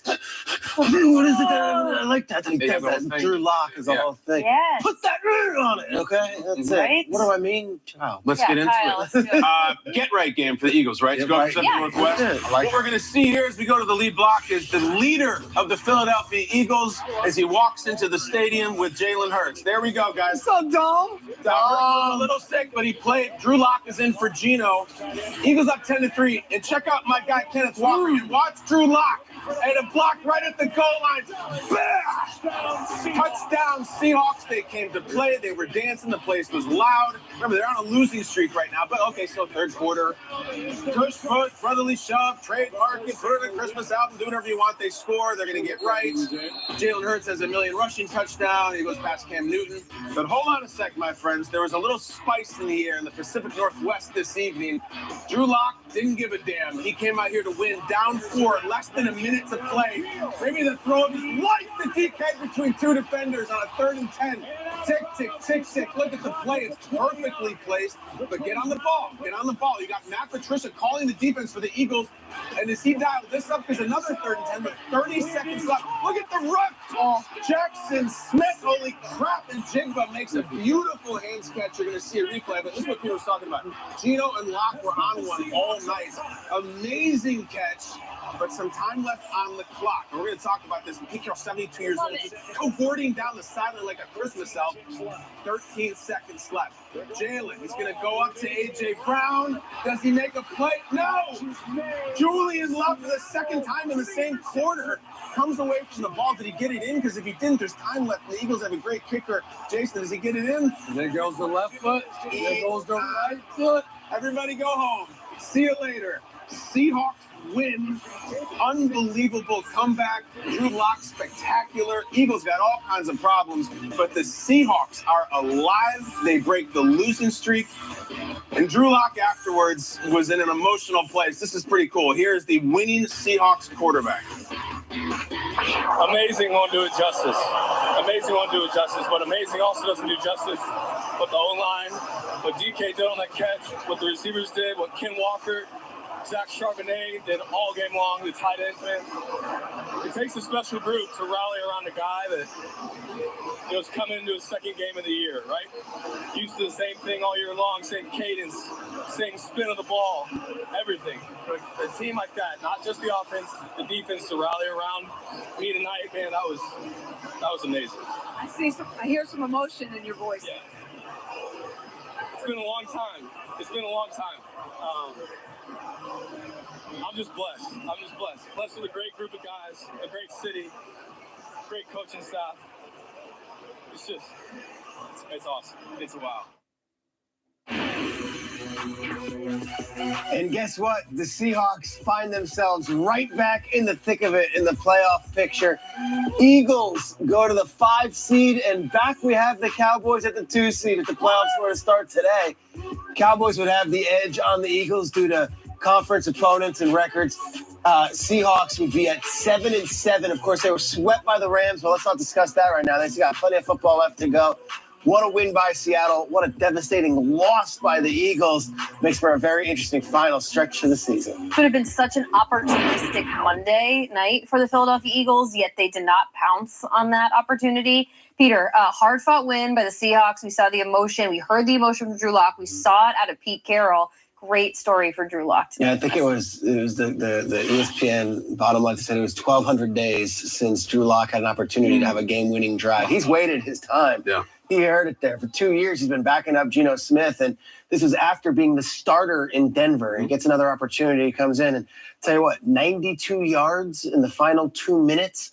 This is an all-time drive and one that he'll never forget and one that we should appreciate. Let's get through the drive here because the numbers themselves, they're 5 for 10 with the touchdown pass, but the key was the big 3rd and 10. He hits DK Metcalf, which is the entire game on the line here. We're going to get to it in a second here as he moves the ball all the way down the field. Drew Lock in this moment here, he says, you know, I talked to Geno Smith right before the final drive. Geno Smith tells him on the sideline, you're the best player on the field. Go show them that. You're the best player on the field right now.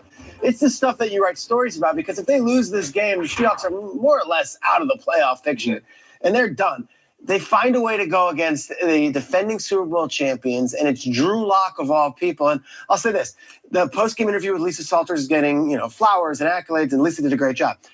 The same people online that are like, man, I just feel real good for Drew Lock are the same people that tore him down when he was in Denver. Yes, it's a feel-good story, but that's part of it. Everybody wrote Drew Lock off. The Denver Broncos wrote Drew Lock off. He was a second-round pick that had started games. They traded him as a throw-in in the Russell Wilson deal, and he didn't even start last year for Seattle or the first 15 games for Seattle. So he has to wait his turn, and when his number is called, Drew Lock steps up. We love the story.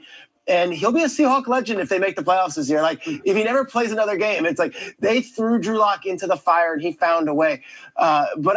The same media that rolled their eyes and made fun of Drew Lock for dancing on the sidelines are the same ones being like, what a heartwarming story. He's a warrior. That's what he does. He goes out there, and Drew Lock got it done. I'm happy for the kid. It's really cool. That's sports media. We all do it every single day. Somebody has a bad game, we destroy them, and they come back and they bounce back. And it was cool because he talked about you start to doubt yourself as a player. When you think you're this high, you're a starter, next thing you're not, and you get the opportunity, and he showed up.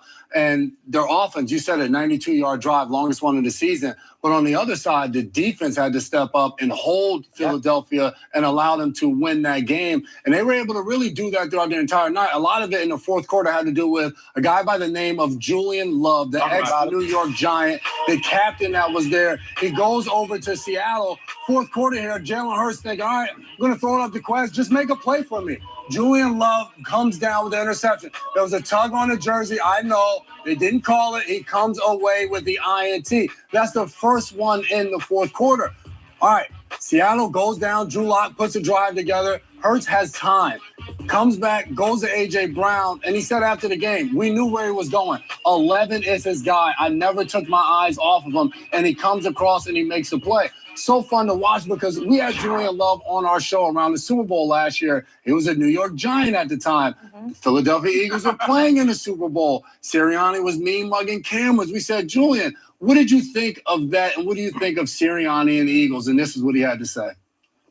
See this stuff, though? Like, what's your reaction as a player? And that guy's doing that. I don't like it. I don't like it at all. I mean, he's in for a free ride right now. You guys can coach this team, and they can succeed. That's how a bulletin board right there. I mean, come on. And then he goes out there and intercepts the ball twice in the fourth quarter to send Philadelphia back across the coast to take a long plane ride home to think about that L. Julian Love, kudos to him. He played a hell of a game, and he has the last few weeks. He really did. Super clutch. Love seeing him on the show. Love seeing the Giants jacket. Make it make sense. He's been all over the place, but huge plays last night. The Philadelphia thing, like the storm is surging over the city of Philadelphia. You can smell the fear from up here. You can smell the anger.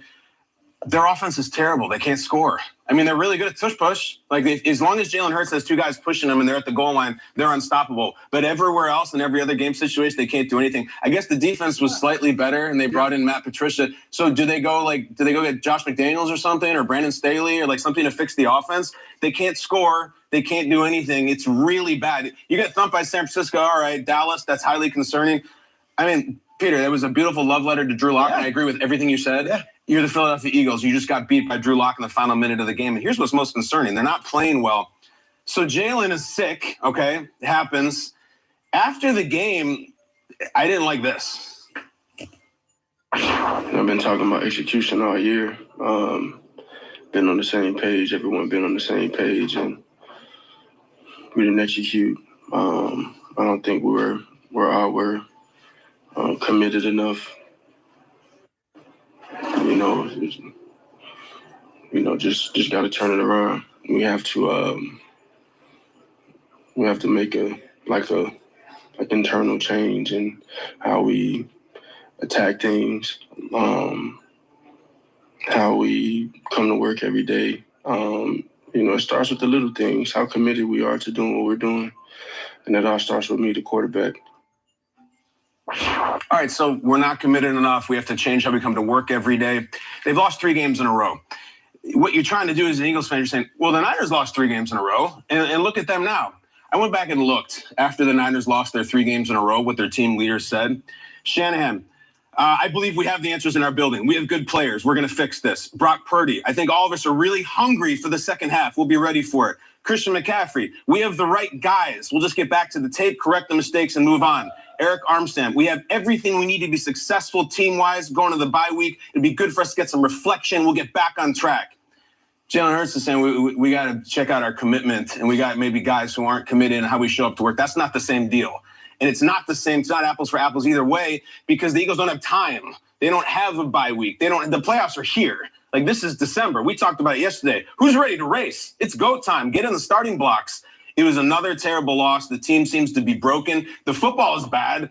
The leadership looked terrible too. Like, they look like their will is broken. They look like fans. They look like fans walking out of the stadium saying, I don't know how to play football anymore. I don't know how they win a game. I mean, I think if I have the schedule right, I think they're playing the Tommy DeVito experience next, Peter. 2 of the next 3 weeks. They could lose to the And Giants. they have a Cardinals game in between. So those should be winnable games, but so should the Seahawks. Yes. They look devastated emotionally, and they look like not themselves physically. The tush push works. Nothing else does. He looks terrible. First of all, Jalen Hurts, physically, he was ill. It was reported heavily before the game began. He had to fly separately from the game. Obviously, we saw the look on his face. Doesn't look right. Doesn't look like himself. Whether or not that's an excuse for how the offense in the last 3 weeks hasn't scored over 20 points remains to be seen. That word committed clearly irked a lot of people in the media as well, because journalists then followed up with him and said, well, what do you exactly mean by committed? And Jalen, whether or not he understood the impact of that, using that word in that setting, said, I don't know, I didn't bring my dictionary. So he's trying to not put an actual definition on it, or he kind of realized, like, oh no, now I understand what I just put out there. Or maybe he did it intentionally and he wants his teammates to think about that. But it was a curious case, a very intentional word to use after a frightening loss. Committed. Well, committed. They want him to point it even further at what part of the locker room was committed, or who needs to change the way they show up at their job. Curious that Nick Sirianni, when he started with this offense, Peter, he was calling the plays, right? And now could you see a path where maybe he retains that job? we'll see. They're bleeding. They're bleeding bad right now. I fix this. We're going to talk about it in the 8 o'clock hour again, because I think it's a bigger conversation about the move that they made during the week. Essentially removing Sean Desai from all defensive responsibilities and saying, Matt Patricia guy, and doing that in week 15, and then giving up 92 yards on the final drive of a game that was a must-win with the last 2 minutes. So the offensive side of the ball is hurting too. The defensive side of the ball, that defensive backfield looked no better than it's looked all season long. And although Keely Ringo, I thought, played pretty well, he stepped up. When they needed it most, they couldn't stop DK Metcalf. And the same issues that were plaguing them before this week came back, and they did it on national television, and it plagued them again this week. We're not done with the Eagles Seahawks on Good Morning Football. We are just getting started with Mike Garafolo this morning, our NFL Network insider. Mike, things that we should be paying attention to on this Tuesday morning in late December? Well, Jamie, some things like injuries to key players like Jamar Chase, the Bengals wide receiver who suffered a shoulder injury in that game the other day. We told you it was an AC joint separation, sometimes referred to as a sprain, and these things could be grade 1, 2, 3. And so Zach Taylor, before Chase had his MRI, said that Chase was going to be day-to-day, or at least that was the hope.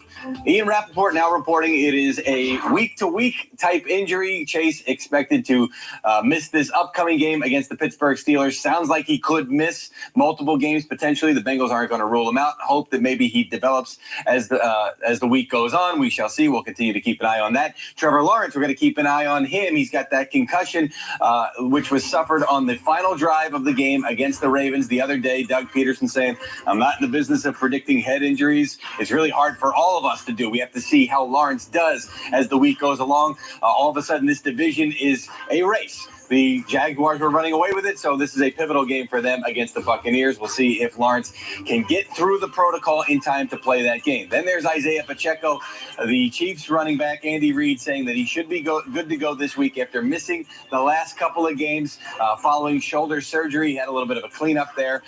He is the physical presence that will come back to the Chiefs this weekend when they play. It's actually, Monday? Christmas Day. They play the Las Vegas Raiders. They will have Isaiah Pacheco back. Good to go, Jamie. Nice. That's great for them. But any team that we have deemed a winnable schedule in the last 3 weeks, like we kind of did the Eagles last night, should look out. The Chiefs qualify as that. We'll talk about them later. Good Morning Football. Mike G, thank you. Talk to you a little bit. The Holiday Classic that you know and love, it's back and it's on NFL Network. It's Christmas Eve football. Watch a special Sunday night of primetime football. Patriots, Broncos light up the night. The NFL Holiday Classic, Christmas Eve live, 8 p.m. Eastern, only on NFL Network and streaming on NFL Plus. Kyle, I know the Grant family does the holiday movie every night. Do you substitute a game for a movie sometimes because you gotta watch that instead of the flick? Can I tell you, speaking of the holidays, Yeah. I'm not making this up, guys. We have a very special on your runs. And I really mean that. For you guys, for everyone at home. Coming down the chimney? Oh, yeah. Peter, this is a very special one. Plus, Baker Mayfield, is that the comeback player of the year? The Bucs look like they're headed to the playoffs. We're going to debate it right after this. Plus, Tommy DeVito talk. Good Morning Football is presented by Old Trapper Beef Jerky. What's your beef? Old Trapper Beef. One upping. I love Old Trapper. I love how tender it is. Don't forget the wood smoke flavor. Savory beef. Quality ingredients. I'm their biggest fan. Old Trapper. What's your beef?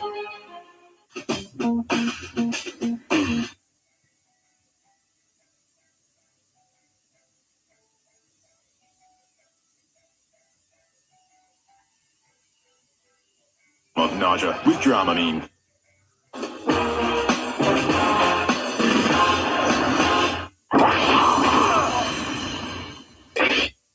Third time's a charm, that's for sure. No, but just our team was really prepared to come in here. Just like we talked about, that mentality, the playoff mentality, to come in here with one job in mind and just to find a way to win. And we did that. So just couldn't be happier with this group. And so we'll enjoy it, but then hit the reset button on to next week. I'm having fun playing football. I wouldn't say I'm satisfied by any means.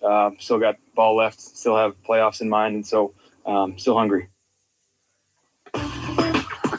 Time for another edition of We In, We Out. I don't know if we gave enough time to Baker. I know Kyle gave him his game ball yesterday, but to Baker Mayfield, we see you. Goes into Lambeau Field, had a perfect passer rating. Yep. He passed for 381 yards, threw for 4 touchdowns, had 0 interceptions against a Packers team that was just dying for a win.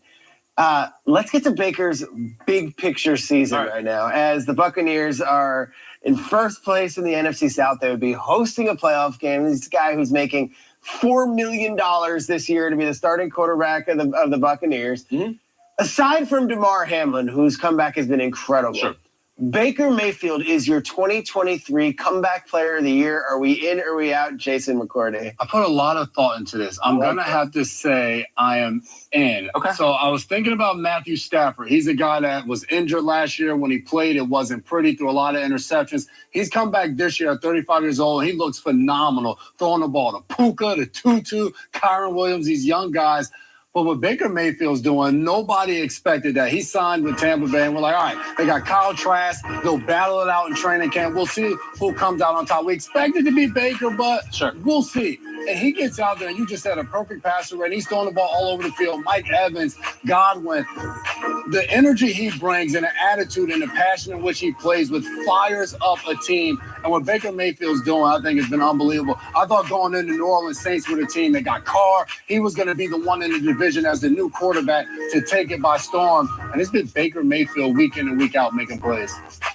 It'd be cool if he won it. I remember at NFL Honors, he was there in the theater for Rookie of the Year, and he lost it to Saquon. And I think like Baker thought some of them would win it. I'm actually out on this. I'm a big Baker guy, but I actually philosophically have a problem a little bit with the comeback player of the year being to a guy who just moved teams and started playing better. The context of guys having serious injuries or even like beating cancer and winning it, I like to go for the injury players more who are broken. Let me just float you one. What if it's not decided yet? What if Aaron Rodgers does play and the comeback player of the year is within the same season? That's kind of unprecedented. If he tears his Achilles week 1 and then plays at the end of the season and performs and lives, I feel like it goes to that. What would it take? One snap, one game? What would it be for you to be like to start a game? Yeah. I think to start a game. To get back on the redefine field. modern medicine and anticipations and everything and set like some crazy precedent. I think it's that. I really do. And I still think I still think it's going to happen. I know it doesn't make sense and it's irresponsible. I still think it's going to happen. I enjoy your having to go down the injury pathway. That's how There has been a story that I think we tagged that this person came out of the carpool pickup line and returned to the locker room. If Joe Flacco wins out with the Cleveland Browns, like, why can't it be Flacco? This quarterback is 38 years old. He has the originator of the argument of is fill in the blank elite. For some reason, Joe Flacco got taken down 72 different times in his career in the argument of whether or not he is an elite quarterback. If Joe Flacco was legitimately at Dunkin' Donuts doing the drop-off, getting the call, signs with the Browns in November, and competes and does this way on a team that has a plethora of other injuries in the most important position on the team and conducts his business this way, I think it has to be Joe Flacco just because of injury or not. He came from the carpool pickup line. That's a great answer. Those are great answers. I'm going to throw one more out there. It's a player that I've been kind of championing a lot this year.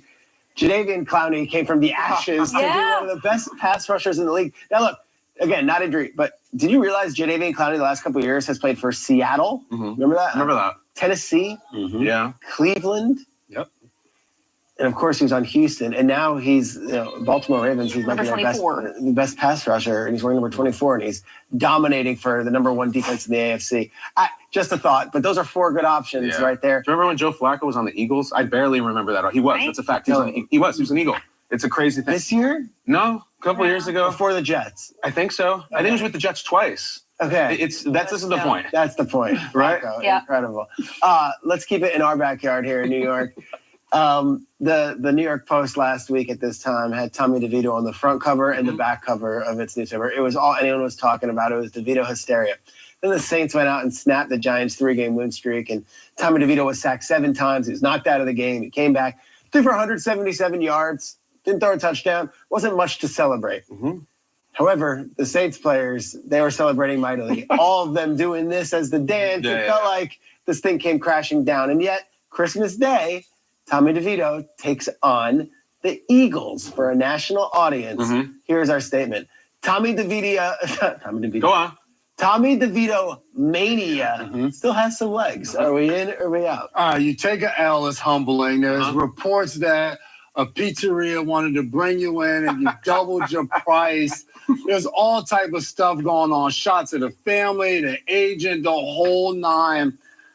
It still has legs, though, Shregs. He plays on Christmas Day at home. The Philadelphia Eagles just lost another game, and they're coming to town. I feel like throughout the entire week, all Games the in Philly. In Philly, I'm sorry. Philly. So it's going on the road to Philly. I feel like this entire week, all we're going to be saying, the DeVito stuff is over. No one's going to be talking about it. And then it's game time. And he goes out there, and he starts to make a few plays, running around. The next thing you know, we're all going to be doing the same exact thing we did a week ago, putting our hand up in the air, talking about the Tommy DeVito, showing the family in the stands, the whole 9. So I think it still has legs because Tommy DeVito is still the starter for the Giants. Hell yes, it has legs. It's got incredible. Listen, he could go to Philadelphia and lose. It's fine. When he comes home the next week, the Giants fans won't have seen him in a few weeks.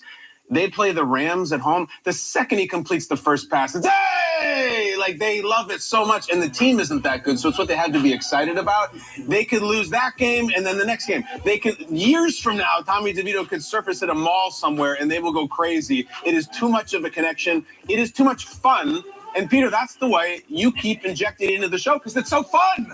Peter loves it. We all love it. It's pure fun is what we do here. So hell yes, it has legs. If the Philadelphia Eagles have any pride, any teeth left in their bite, where does fun go to die? It can be in Philadelphia. That's true, Jamie. It's Tommy DeVito, I would be very careful if I were you walking into a very angry and very frustrated, pissed off, 3-time losers Philadelphia Eagles in the last 3 weeks. A dangerous defense is one that was just question of their commitment by your quarterback, if you will. I'm still not sure where Jalen Hurts is going with that. I think the Mania should walk before it can run again when it comes to Tommy DeVito, because I would look out if I were him. Yeah, Giants were riding high last year with Daniel Jones. They go into a playoff game. I think they were down 30 at one point, and the Eagles. Sure. But I'll tell you this. If DeVito gets up early and the Giants spoil the Eagles' season and they come back home to play the Rams on New Year's Eve, can you imagine the scene? And then they play the Eagles again. The Eagles again at home in the year. I don't think it's DiMaggio, Jeter, DeVito. DeVito. I'm not done yet either. We'll see. It was bad on Sunday. Not for him to just sack 7 times. It felt like the balloon was. Giants, Eagles. Who has the better quarterback in that game? Who would you say? Oh, no. I'm just messing with you guys. You lost 3 in a row. You're Philly. Take it. The next topic is Sean Stellato Mania still has some legs, but that's for a different show. Coming up, the Seahawks stunned the Eagles on Monday night. Speaking of, can Philadelphia get things fixed before the playoffs? How about before next week? Because Rovell took a club to Sean's knees yesterday. Oh, no. That time of the year is coming around. The Holiday Classic is back on Christmas Eve. Let's go! Tune into NFL Network for an epic primetime showdown. We're going to set the tone. As the Patriots, there's that speed, and the Broncos, touchdown, light up mile high for an AFC clash on Sunday night. The NFL Holiday Classic, Christmas Eve at 8, only on NFL Network and streaming on NFL Plus. SoFi is helping me get my money right to achieve my ambitions. Want to see? Like saving for the ultimate tailgate setup. With SoFi checking and savings, I pay no account fees and earn a competitive APY. SoFi can help you fund all your ambitions, no matter how big or small. Like investing in the athletes of tomorrow.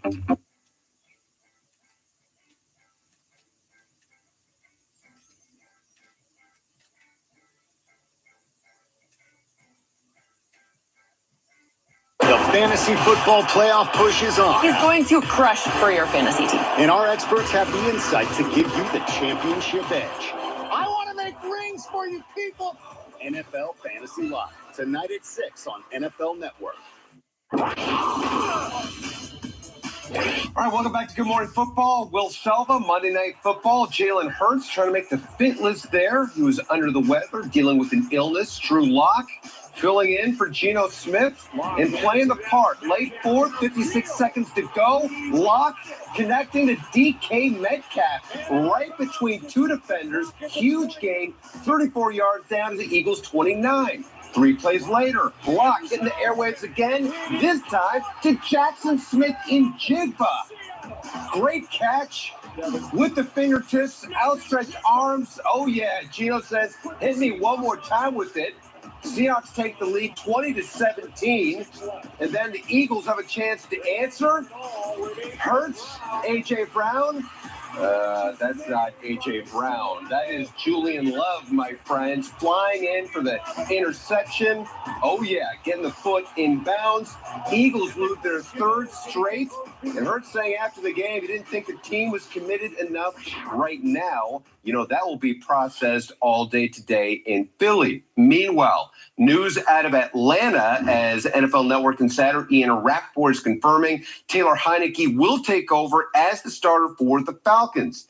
The Steelers, meanwhile, falling 4 spots in the AFC playoff picture after their Week 15 loss to the Colts. Pittsburgh now lurking in the playoff race as they get set to take on the Bengals in a critical NFC North showdown. And it looks like they could have their 3rd starting quarterback on the season as head coach Mike Tomlin announcing Mason Rudolph would get the start against Cincinnati if Kenny Pickett is still not available due to his ankle injury. Rudolph is 5-4-1 in his career as a starter. Well, Pittsburgh will be shorthanded on defense in that game as well. Safety Minkah Fitzpatrick has already been ruled out for Saturday's game with a knee injury suffered in that loss to the Colts. Fitzpatrick is second on the team in total tackles this season. The Steelers will also be without safety Damontae Kazee for the remainder of the season and any potential postseason games following Saturday's hit on Colts receiver Michael Pittman Jr., the NFL citing Kazee's repeated violations of on-field health and safety rules. And more AFC North news as NFL Network insider Ian Rappaport also reporting Ravens running back Keaton Mitchell is out for the year after suffering a torn ACL in Sunday's win over the Jaguars. Head coach John Harbaugh calling the loss of Mitchell, quote, heartbreaking. The undrafted rookie had 9 carries for 73 yards before suffering the injury. All right, still to come here on Good Morning Football. The scepter was sent to Will Levis last week. Which angry runner will get his own T-shirt this week? Kyle picking a winner next. Out of the billions that have walked this globe, here we stand. Our spirits have been charged with being the pioneers of this new frontier. What a time to be alive. I'm not ready to lose my hair. Not now. But I never thought there was a real solution. Now I use Keeps, the easiest way to keep my hair. And I can get my treatment without leaving the couch. Go to Keeps.com to learn more. You know you don't have to wear your PT gear anymore, right? It's comfortable. So how's the feeling like treating you? It's fine. When I got out, I didn't want to admit that there was anything wrong because it felt like a failure. And then I realized, like, there's nothing to be ashamed of. So I started talking to someone. Maybe you are fine, but if you're not, it's okay. Thank you. If you or a veteran you know needs support, don't wait. Reach out. Find resources at va.gov/reach. In this market, you'll find Fisher Investments is different than other money managers. Different how? Aren't we all just looking for the hottest stocks? Nope. We use diversified strategies to position our clients' portfolios for their long-term goals. But you still sell investments that generate high commissions for you, right? No, we don't sell commission products. We're a fiduciary obligated to act in our clients' best interest. So when do you make more money? Only when your clients make more money? Yep. We do better when our clients do better. At Fisher Investments, we're clearly different.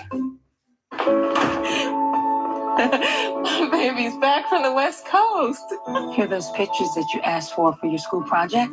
First day of school, cute as a button. So long ago.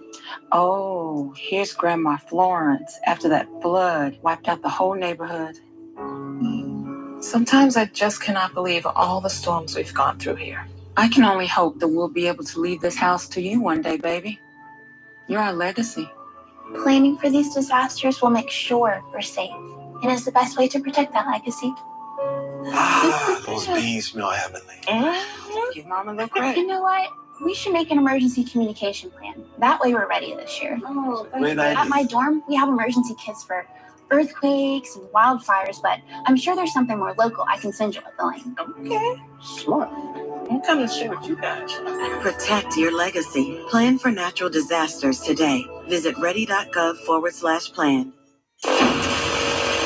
Ladies and gentlemen, your Pro Football Hall of Fame class.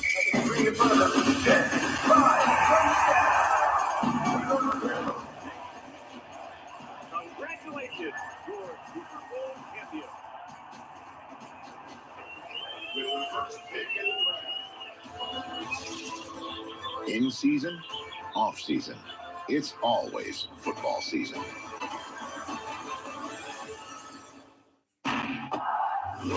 Catch NFL Plus. I catch NFL Network. And I catch every touchdown every Sunday afternoon on NFL Red Zone. Catch it all and start streaming NFL Plus today. Plans start at $6.99 a month. This week was a big one for us. There's a lot on the line here. And it's pick.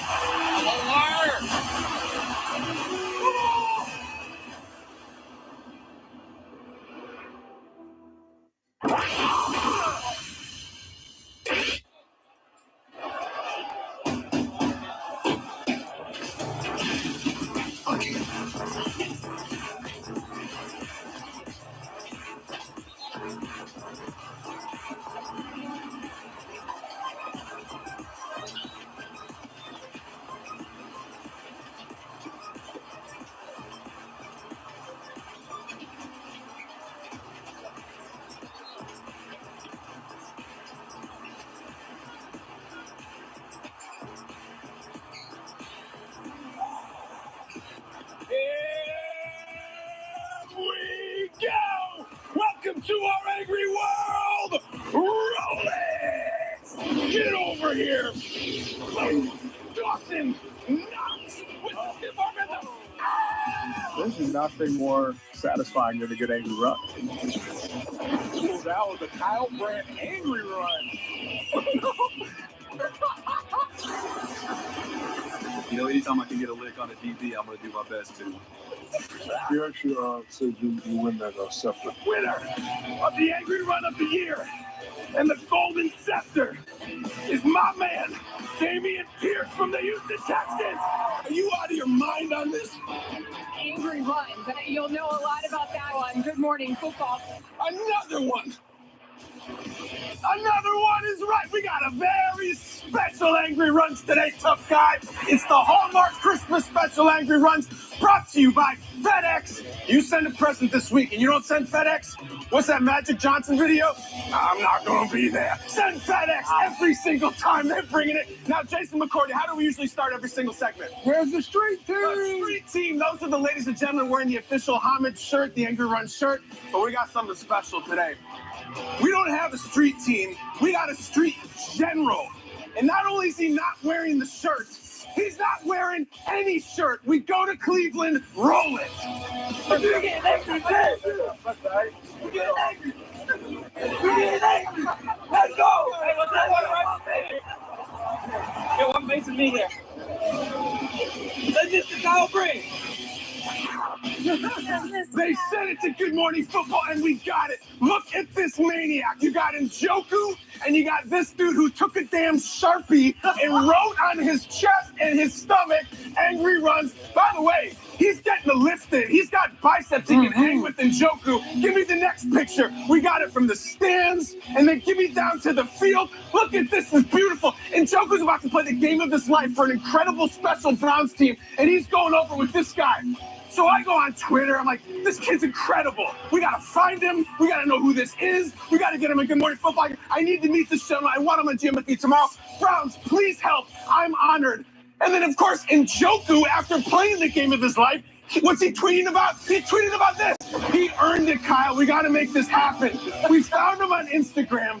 The guy's name is Cam Yeager. He's 18 years old. He loves the show. He loves Angry Runs. And guys, we got him. Yes. We got him. Get in here. Cam, my man. How we doing, baby? I don't know about you guys, but I woke up to an angry. Come on. Yeah. Dump him, Cam. Let go. 3 days. We don't care. Get that out of my face. White shirts. Stop playing with me. It's Angry Run. Let's go. Let's go. That's Cam. He just hit his boy with an attitude adjustment. Let's go. That's Cam. He just hit his boy with an attitude.